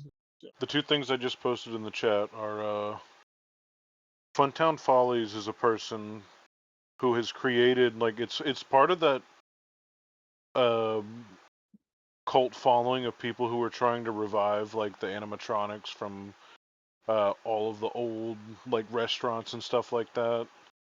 But what they have done is they have found new life in making both the original animatronics in a 3D realm that they could manipulate and like put to any song and do whatever they want with, and also making brand new animatronic stages and stuff like that that have similar gimmicks. And it's all like digital. It's all like puppeted essentially.